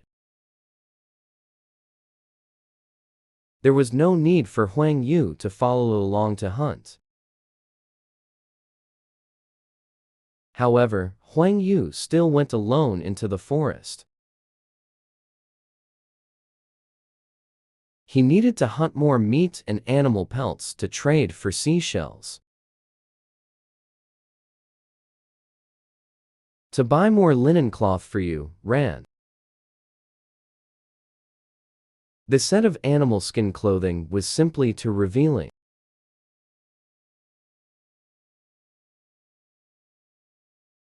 He wasn't at ease. Shen Yuran also felt somewhat embarrassed. In her entire life, except perhaps for the split pants she wore as a child,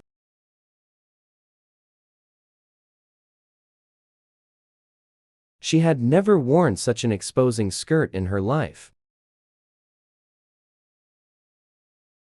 It really only reached the top of her thighs. With any big movement, she risked exposure. But aside from yesterday's linen clothes, which were somewhat fitting,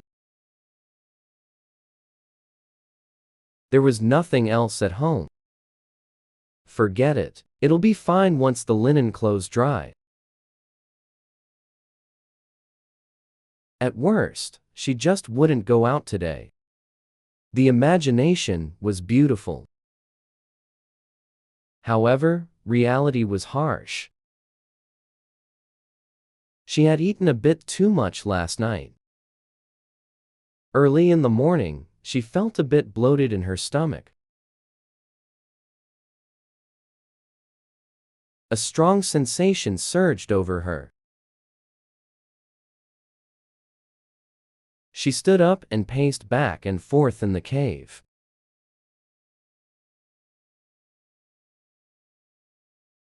She couldn't hold it much longer. But with this outfit, she felt a bit insecure. But she couldn't just relieve herself at home, either. That would be worse than killing herself. Shen Yuran took a deep breath. Determined to follow local customs.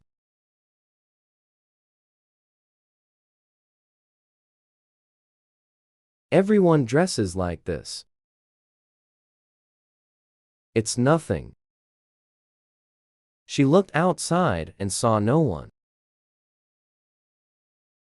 Only then did she stride out, heading straight for the woods not far ahead. This was the place where everyone usually took care of their needs. But she looked around.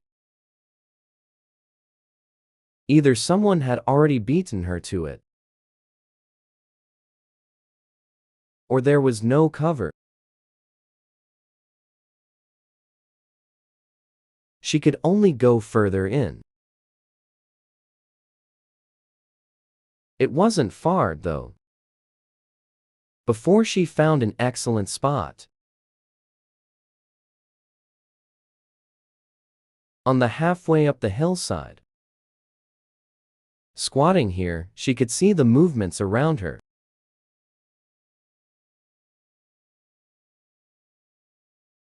But others might not necessarily see her.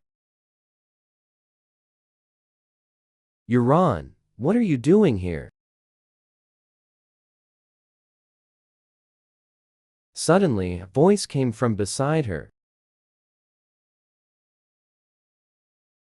scaring her so much she almost held it back. Turning her head, she saw it was the familiar Xiao Mai.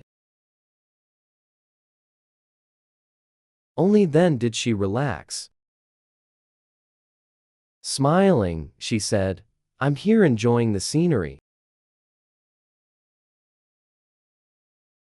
Resting for a while."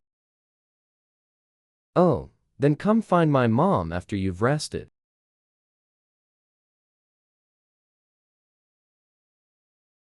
"We're just picking wild vegetables ahead." Okay, Shen Yuran quickly agreed. Right now, she just wanted to have a good bowel movement. This was her first time having a big one since she arrived here these past few days. It was a bit difficult. It would take a while. Grabbing a handful of broad tree leaves.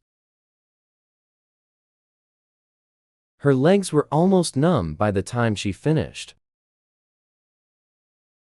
Suddenly,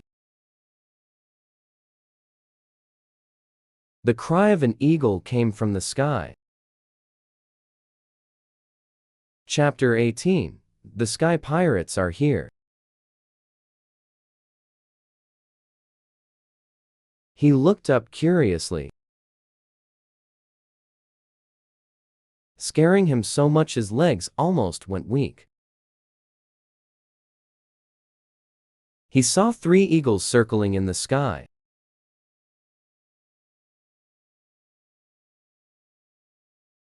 Their spread wings were super large. One dove down and directly grabbed a female and flew away.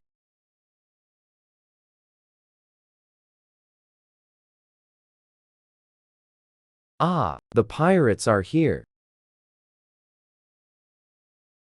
Run!" Xiao Mai screamed in terror.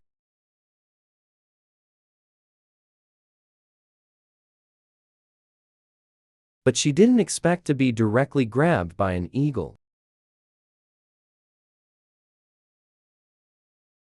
In the blink of an eye, she was lifted high into the air. Shen Yuran watched the scene in fear,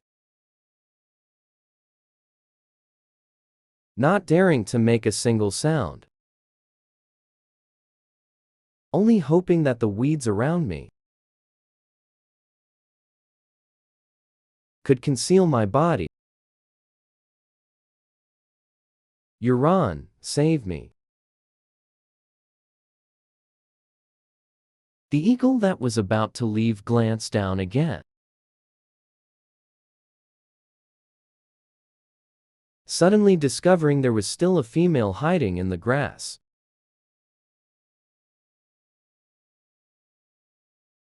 Immediately swooped down. Shen Yuran knew something was wrong upon hearing Xiao Mai's cry. Not caring whether her legs were numb or not, she turned and ran down the mountain. But unexpectedly, after just 2 steps, a cold sensation touched her waist. The next moment, she was in the air. At this point, she didn't even dare to struggle, afraid that the eagle above might have a cramp and drop her. Wouldn't that mean being killed by the fall? Looking at the tribe below, growing smaller and smaller, hidden among the mountains, she felt so insignificant. So insignificant that she had no ability to protect herself. Even going to the toilet could lead to danger. She thought this was the territory of the Sunset Tribe. It should be safe. Actually, it wasn't just her who thought this. Even the clan leader and others thought the same. Otherwise, they wouldn't have agreed to let these females go out to gather. For so many years, nothing had happened. Even if something did happen, as long as the females shouted, they could immediately provide support.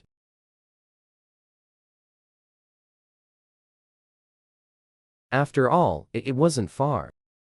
Who would have thought it would be a group of aerial bandits?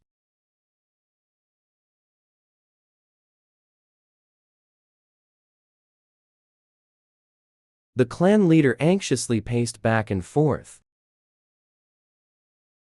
Weren't these aerial bandits over in the grasslands?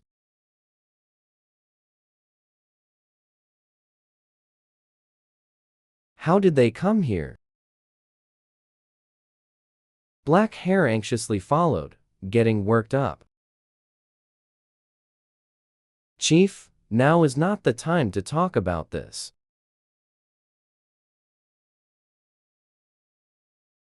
Saving people is urgent. He finally found a mate. Nothing must happen to her. Otherwise, his whole life would be ruined. Who would bear his cubs? Everyone knew this. They said the chief understood it even better than he did. But those are aerial bandits. The only one in the entire tribe who can fly is Huang Yu. But everyone knows, when it comes to flying speed, Huang Yu is no match for the eagles. Besides, Huang Yu isn't in the tribe right now.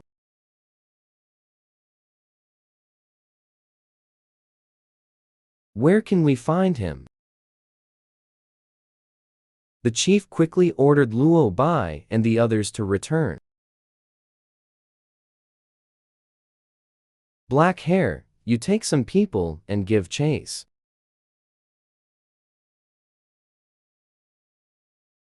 Black Hair immediately turned and led 2 leopards skilled in sprinting. The beastmen following the scent in pursuit. They could only hope the eagles were flying slowly. However, at this moment, Shen Yuran felt her mouth was being blown crooked by the wind. The powerful airflow made it impossible to keep her eyes open.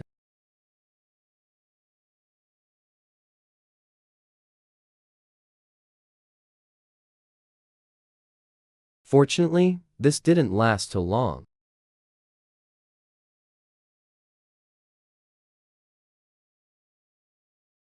Soon,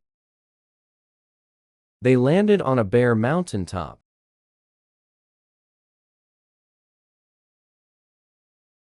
Surrounded by sheer cliffs and precipices.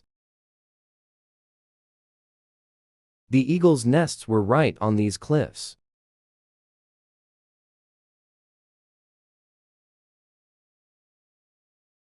Shen Yuran and Zhao Mai, along with another female, were all dumped together.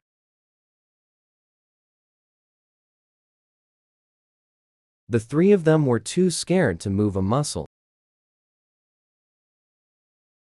Right before them was a bottomless abyss. One careless slip would mean utter doom.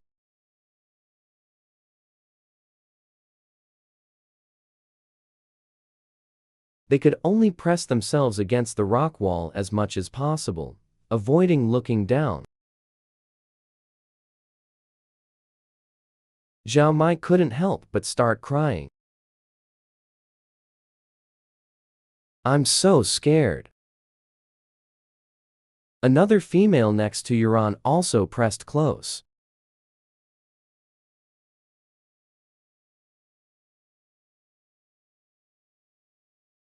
"I've never left the tribe since I was born.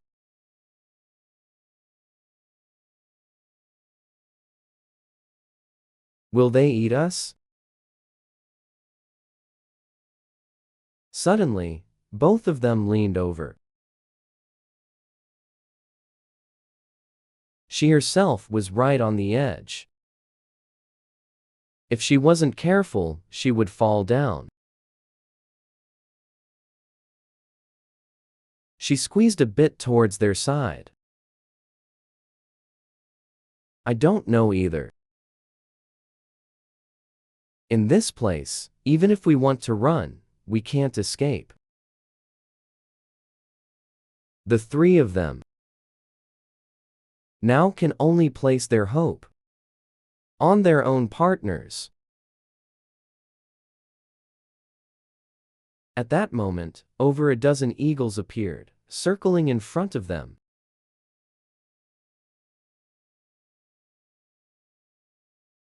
One of the huge black eagles came towards them.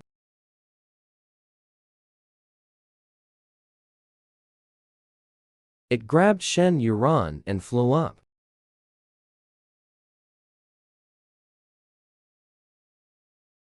All Zhao Mai and Yuran could do was scream.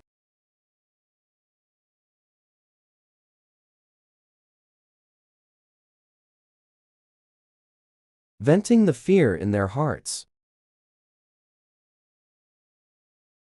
But very soon, Shen Yuran discovered this eagle was only taking her to the other side of the mountain and directly threw her into the highest cave. Seeing such a large area, Shen Yuran felt somewhat safer in her heart. She quickly took 2 steps inside. This place was at least better than that sheer cliff just now. She wouldn't accidentally fall down. She had just taken 2 steps inside. The white-headed eagle that caught her landed inside.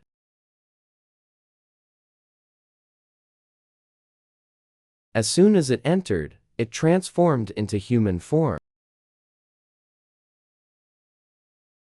A head of white hair. A skirt made of black feathers around its waist. Its amber eyes fell on him, taking off.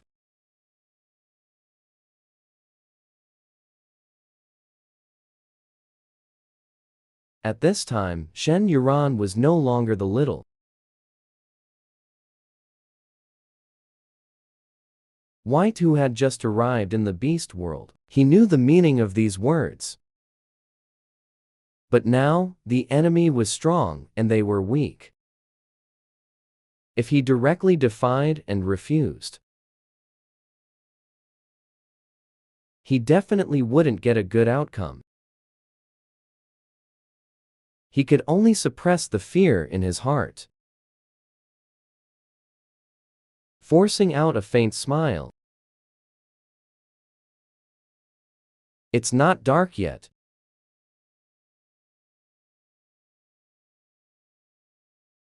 Wouldn't this be a bit inappropriate? Hearing this, Yin Yao's eyes flickered. This female didn't seem as stupid as she looked.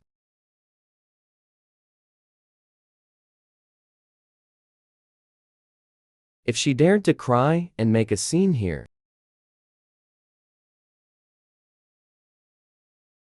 he wouldn't mind directly throwing her out of the cave. However, the excuse she found was somewhat clumsy. No other beastmen are coming. Hurry up and clean it. The last sentence contained his impatience.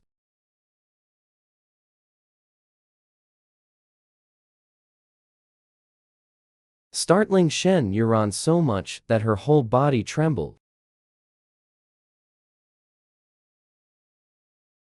She instinctively took a step back. The male before her was too terrifying. That aura of slaughter made her shiver.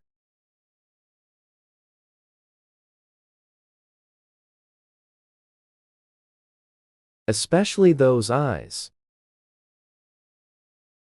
Chillingly. As if looking at someone a few more times would mean death.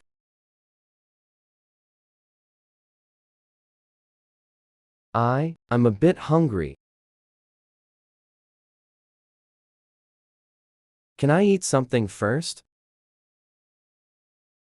Yin Yao knew this was her delaying excuse.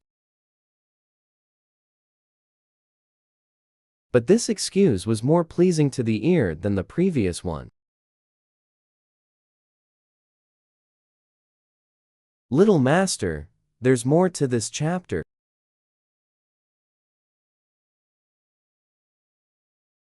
Please click the next page to continue reading. It gets even more exciting later. Fine, he agreed to this excuse. After all, this was his first mating. It would take some time. The female needed to eat her fill. It would be such a letdown if we got hungry halfway through. Shen Yuran watched him transform into a white-headed eagle and fly out.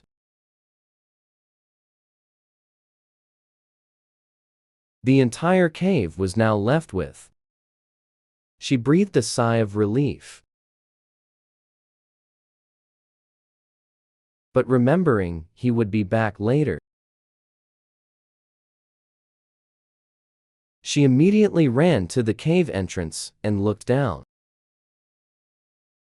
With just one glance, she stepped back in fear.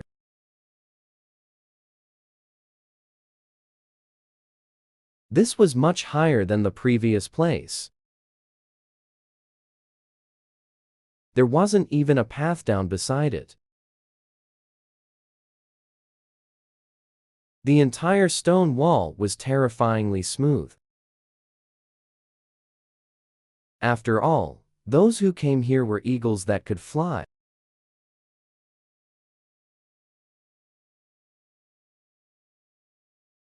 They didn't need to walk. The smooth stone wall could actually help avoid attacks from other beastmen. Unable to escape, Shen Yuran retreated back inside. She looked around. The cave was very large. In the corner was a large pile of dry grass, covered with black animal hides. Surprisingly, there were also 2 wooden chests beside it. A clean table and a stool. It was extremely simple. She scanned the area, but couldn't even find a handy tool. Looking outside, she thought the eagle from earlier probably wouldn't return so soon. She quietly walked over to the wooden chests, lifted the heavy lids, and found them full of high-quality animal hides. She rummaged through, but there wasn't even a bone knife. She could only sadly close the lids. Standing in the cave, suddenly her gaze fell on the edge of the cave entrance, on a fist-sized stone.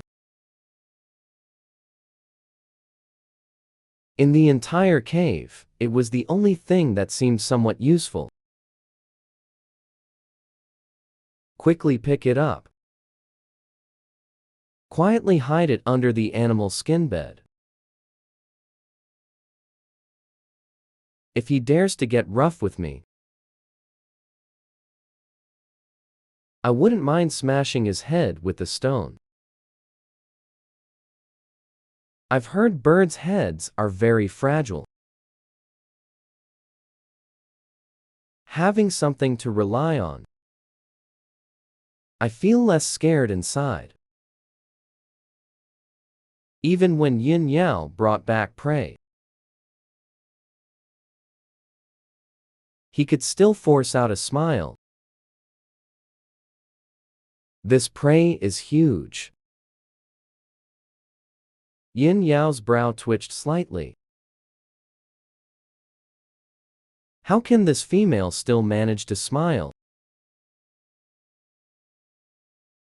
Just now, he passed by the cave of the female brought together with him.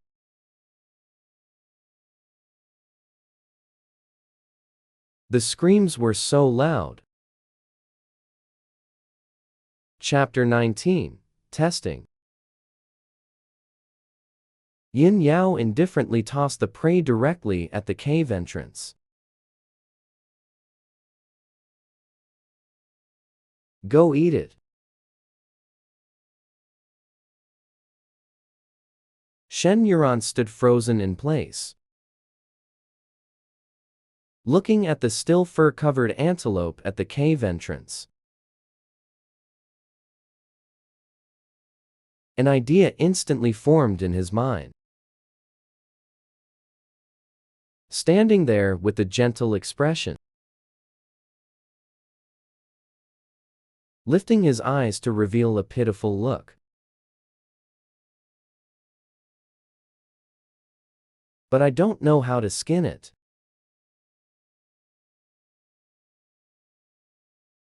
Yin Yao's eyebrow raised slightly. He suddenly thought it might be better not to have a female.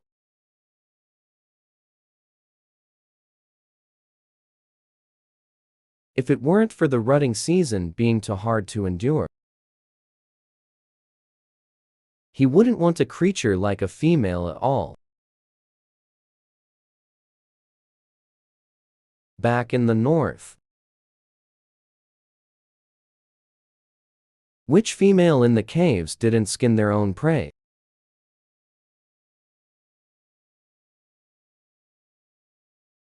He opened his mouth to refuse,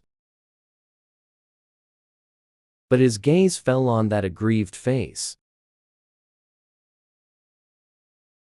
Fair-skinned face. A very well-fitting animal skin skirt. Although it was clear at a glance, he already had 2 mates. But such females ending up in the human traffickers' market also existed. Especially those legs. And the cute belly button. He only took one look and felt his hands and feet were out of control. He stood up from the stool, walked to the cave entrance, formed his hands into claws, and in a few quick strokes, peeled the antelope skin off. The pink flesh was thrown on the ground. That's enough. Shen Yuran licked his somewhat dry lips.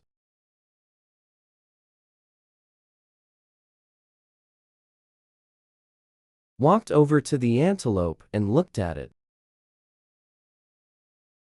This eagle really lives a rough life. He frowned slightly, turned his head, clasped his fingers, and whispered,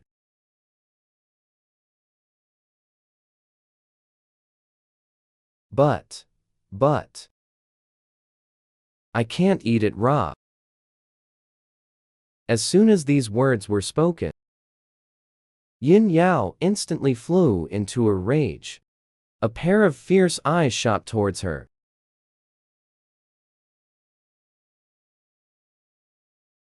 Are you looking for trouble? No. Shen Yuran immediately denied it. I've never eaten raw meat. It will give me diarrhea. If you want me to eat it raw, then I'll eat it. Saying this, he lowered his head, not looking at the male in front of him, and took small steps closer to the antelope meat on the ground. Before, all those actions were to test the limits of his anger.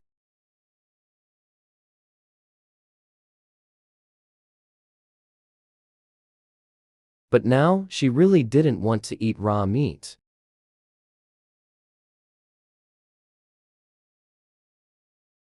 She squatted on the ground, putting on a pitiful expression.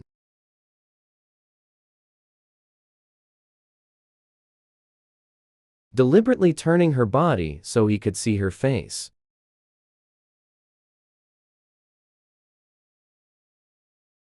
At this moment, Yin Yao was indeed paying attention to this beautiful, magnetic figure in front of him. Every little movement exuded fragility and pitifulness.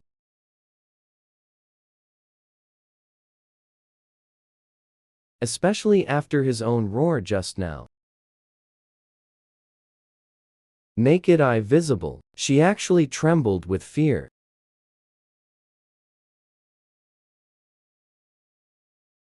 Thinking of those females how were captured in the tribe before. Often eat raw meat. Many females get diarrhea as soon as they arrive. Not many days passed before he died. This led them to require a large number of females due to tribal needs.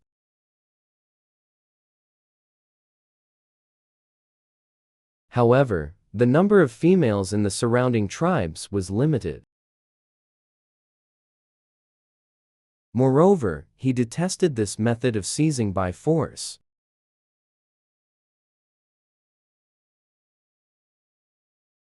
That is why he came to the south. If the female before him also died from diarrhea,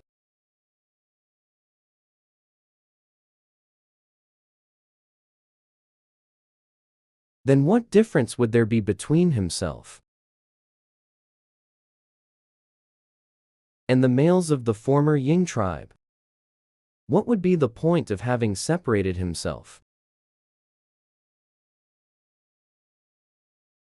Suddenly, a glistening teardrop fell from his face onto the ground. With just one glance, Yin Yao softened. He strode to the cave entrance, grabbed the antelope, and was about to fly out. But unexpectedly, Shen Yuan grabbed his arm.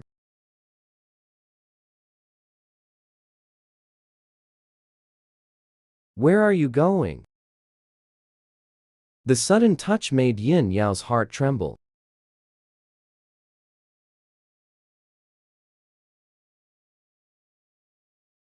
A soft, gentle fragrance wafted straight to his nostrils.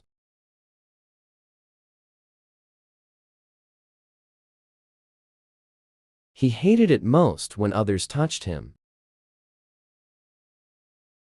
But this little female before him actually didn't stir a single ounce of anger in him. "I'll go roast meat for you." As soon as these words were spoken, Yin Yao was taken aback. Since when had he become so agreeable? Before he could figure it out himself, the little female's rosy lips before him began to part and close again. "Take me with you, okay? I still need to go relieve myself." Hearing the words, "relieve myself,"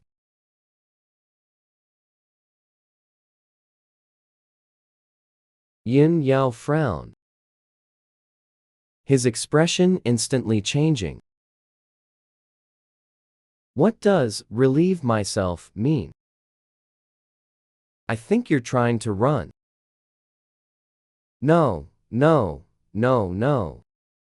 I really just need to pee urgently." Shen Yuan clamped her legs tightly together.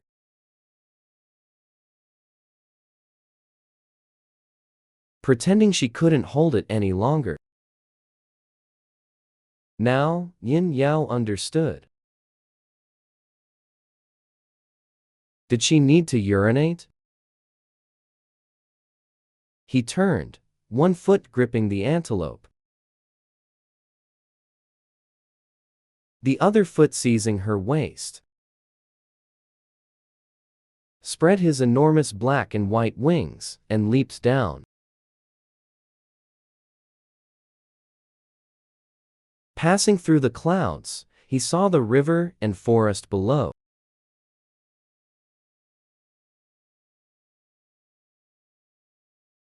He set her down by the riverbank, giving her a warning glance. "Don't even think about running." Shen Yuan smiled slightly. "How could I? There are so many wild beasts out there." She walked to the grassy patch nearby, pretending to squat and relieve herself. In reality, she hurriedly untied the animal tendon at the edge of her skirt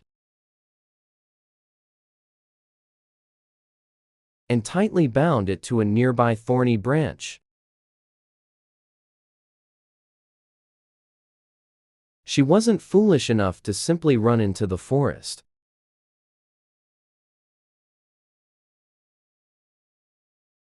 Leaving aside whether she could even escape. Even if she could run, she didn't want to feed the beasts. In the past, she didn't know, so it was fine. The incident with the hunting dog Black Panther last time left her with lingering fear.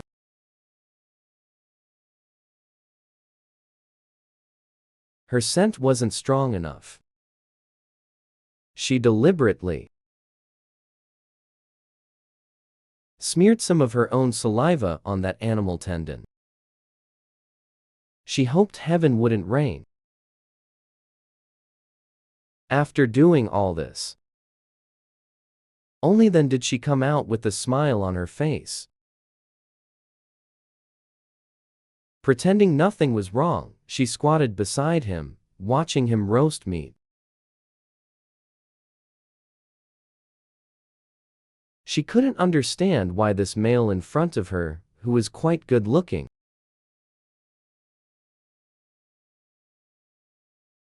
and also very strong, had to go and snatch females. With his looks, forget snatching. Just walking through a group of females. Would have females throwing themselves at him. But she didn't understand the psychology of a robber.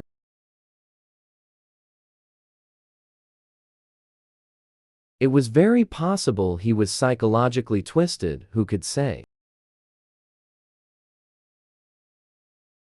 His fixed stare made Yin Yao very uncomfortable.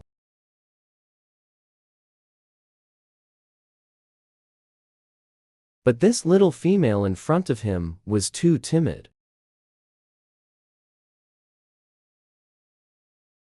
She would tremble in fear if he just raised his voice a little.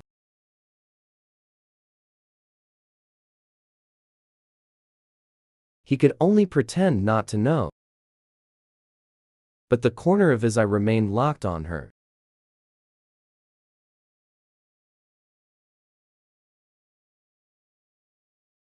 Suddenly, he noticed this little female's skirt seemed to have changed.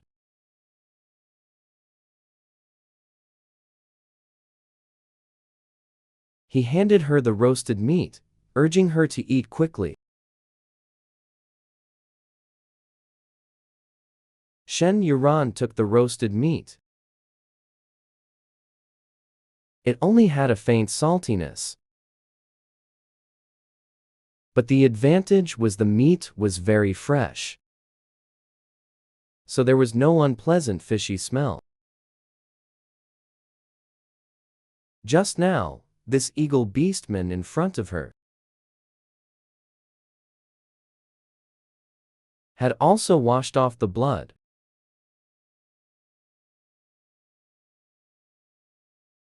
At this moment, the sun was setting in the west. The entire expanse was bathed in red twilight. She was truly hungry. Last time we ate two is still last night.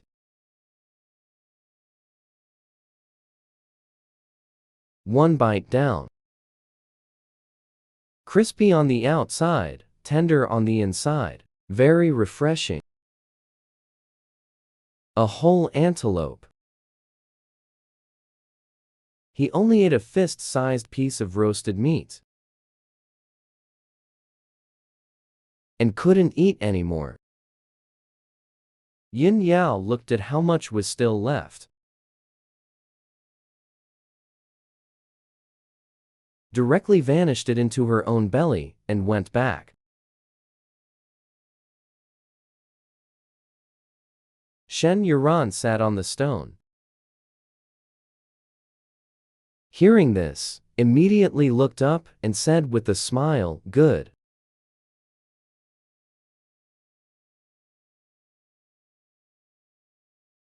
I'll go wash up now.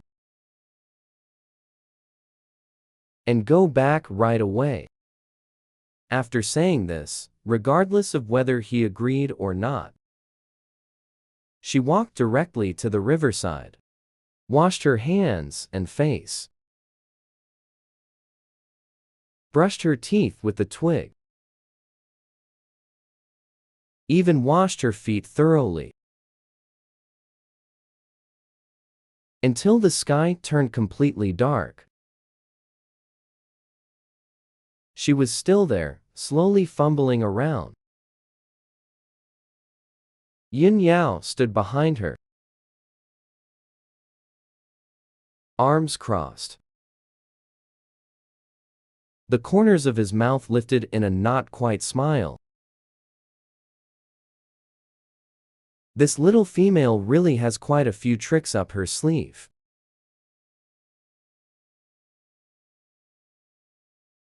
To actually play this game with him. He rubbed a section between his fingers. A tendon just taken from a gold bar. Such a strong female scent. It was obvious he had left it there on purpose. And tied it so securely. Now, she's deliberately dawdling here. Her feet are almost washed red. Are you done washing? Almost, although Shen Yuran was washing her feet. Her gaze was looking around.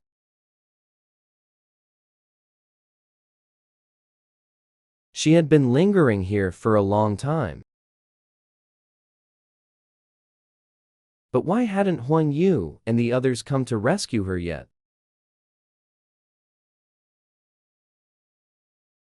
The sky grew darker and darker.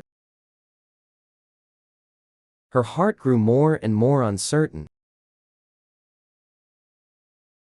Chapter 20. They are uglier than me. Yin Yao knew what she was thinking. But he didn't have much patience to wait. He directly grabbed her and took her back to the cave. In the blink of an eye, she was back inside the cave again. Shen Yuran felt like crying, but had no tears. The next moment, the male before her walked directly towards her.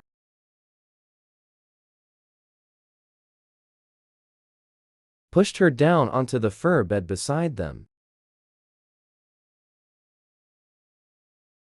Fear completely filled Shen Yuran's heart. She tightly clutched the animal hide covering her body, shouting in terror, "I have a mate."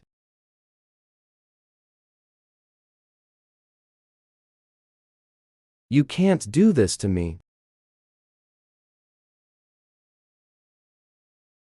Yin Yao gave a scornful laugh. So what if you have a mate? Don't you females have many male mates?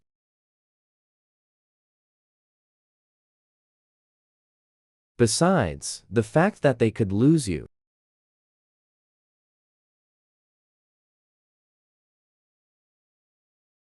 means they aren't qualified to be your mates.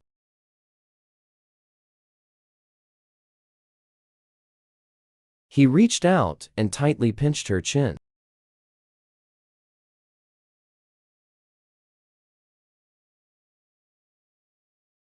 You go buy it back for me now. Then it's mine. Before Shen Yuran could react, a soft pair of lips came down.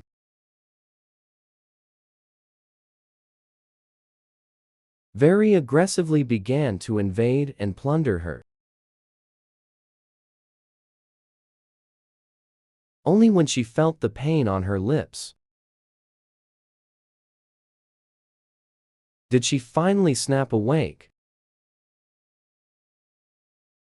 Her frightened hands fumbled all over the animal hide.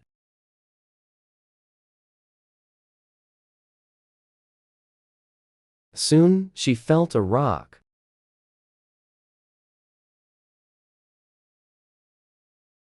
Grabbed it and smashed it toward the back of his head. Yin Yao, in pain, released her, stood up, looked down at her, who was in a very sorry state. You actually dared to hit me just now.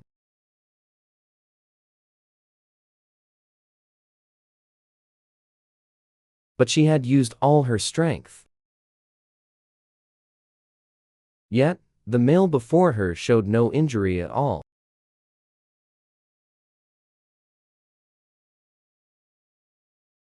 Not even a drop of blood was shed. She quickly sat up, roared in great fury. Bullshit! We were clearly kidnapped by you.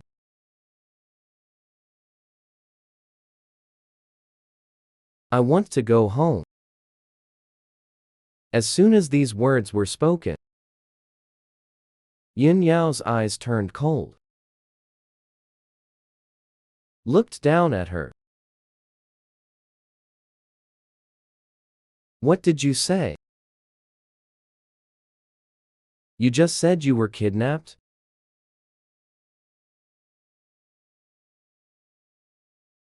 Yin Yao angrily turned his face aside.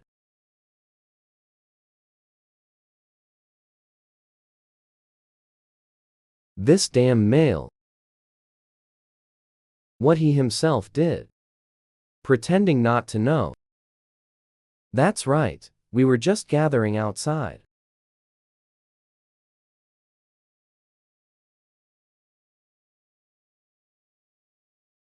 And were kidnapped here by you. What are you pretending not to know? Hearing this, Yin Yao slightly bent over, picked up the animal hide skirt he had just taken off the bed, and put it on.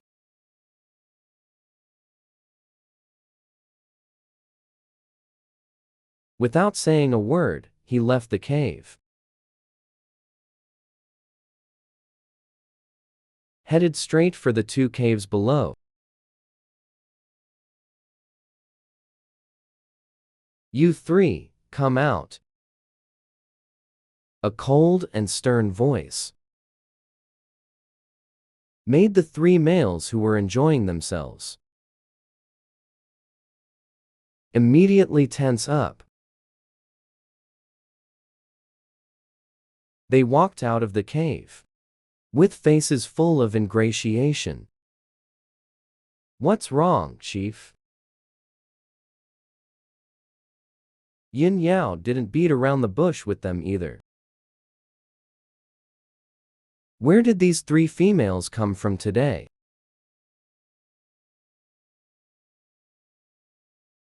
As soon as these words were spoken, the three men looked at each other, all feeling somewhat afraid. But they were even more afraid of the chief finding out the truth. We bought them at Yunmeng's.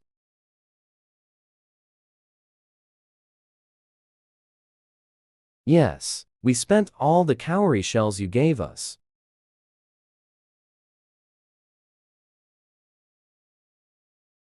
Especially the female in your cave. She was really expensive. Right. The three men said these words.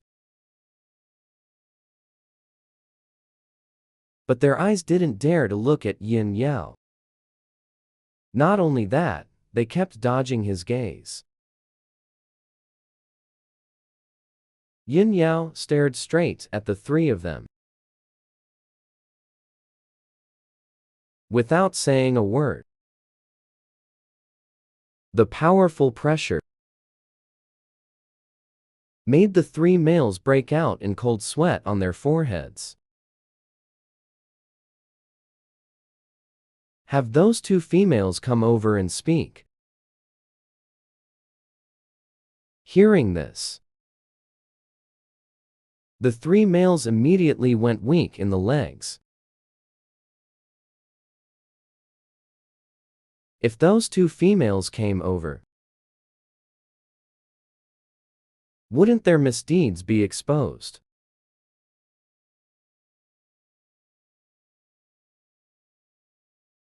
If it really came to that, they probably wouldn't even know how they died. One of the males couldn't take it anymore. The chief's pressure was just too strong.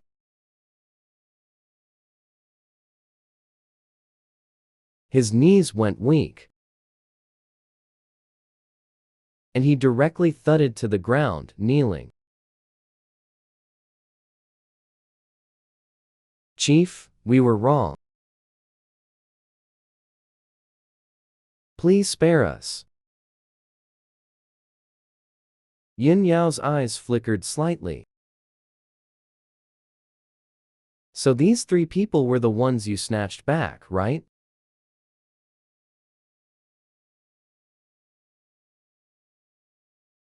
The three of them nodded in unison. They didn't dare speak anymore. Yin Yao then raised a hand. With a wave, three sharp blades shot out. They went straight for their arms.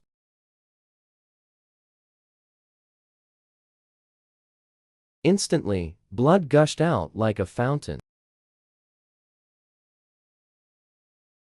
Now, go immediately, and bring the other two females over. Let the sound effect come over. The three received the order and nodded. Not daring to look back, they flew straight away. Although their wings were injured, the clan leader hadn't struck too heavily. They could still manage to fly. Shen Yuran was alone, crouched on the bed in the cave. It was very quiet all around. Only the sound of the wind howling outside the cave. Her tense nerves finally relaxed at this moment.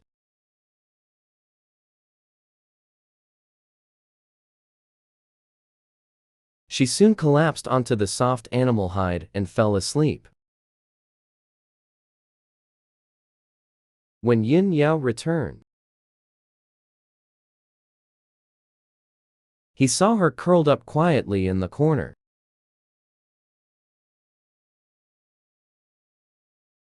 The appearance of deep sleep.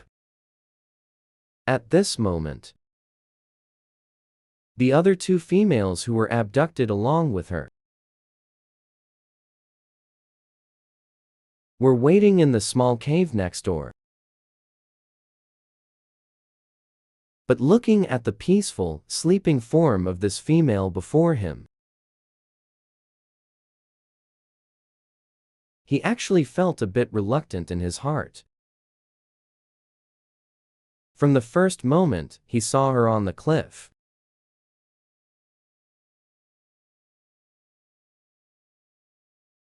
he had already considered her as a lifelong partner. He never thought that one day she would leave him.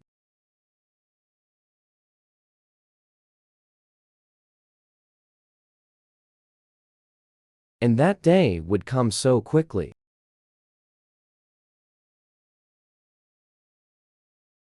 Suddenly, the person before him murmured something in her sleep.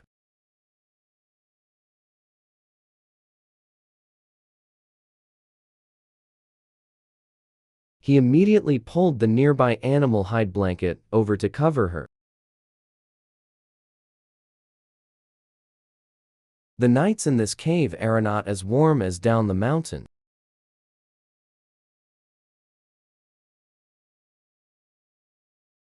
The wind is particularly strong.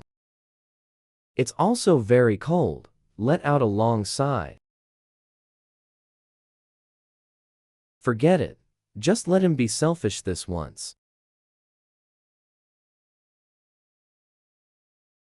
I'll send him back tomorrow. Early the next morning. As soon as Shen Yuran opened her eyes, she saw the sleeping face right in front of her,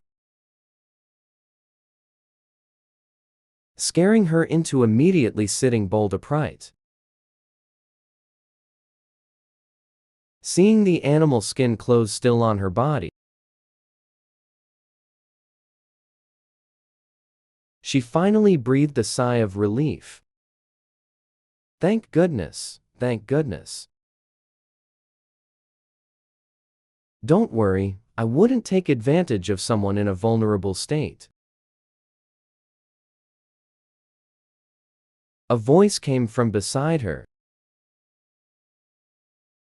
Only then did she realize the person next to her had been awake for a while.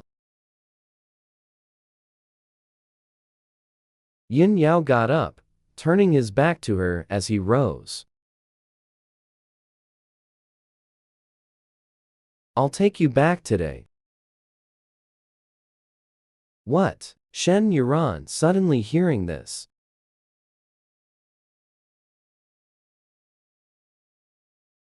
felt there was something wrong with her ears. What did you say? Yin Yao. And the other two females who came with you will be sent back to the Sunset Tribe with you. Now Shen Yuran heard it clearly. Her heart leaped with joy. She quickly got out of bed and put on her animal skin shoes.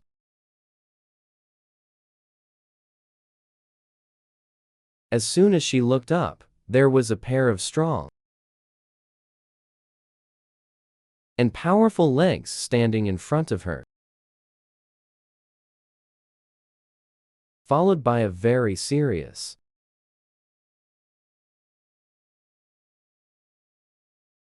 and cold face. With just one glance, Shen Yuran knew he was unhappy.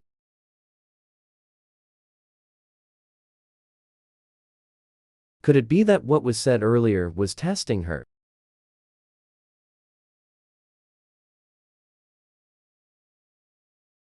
After all, they were the ones who kidnapped her.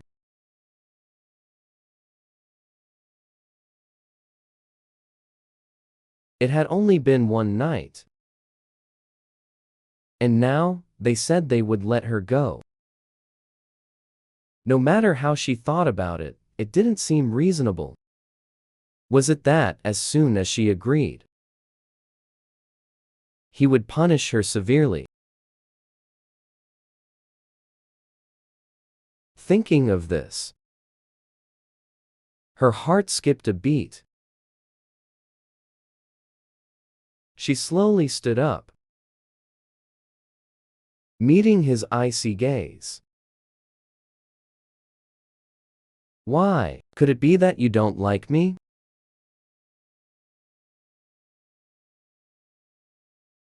As soon as the word "like" came out,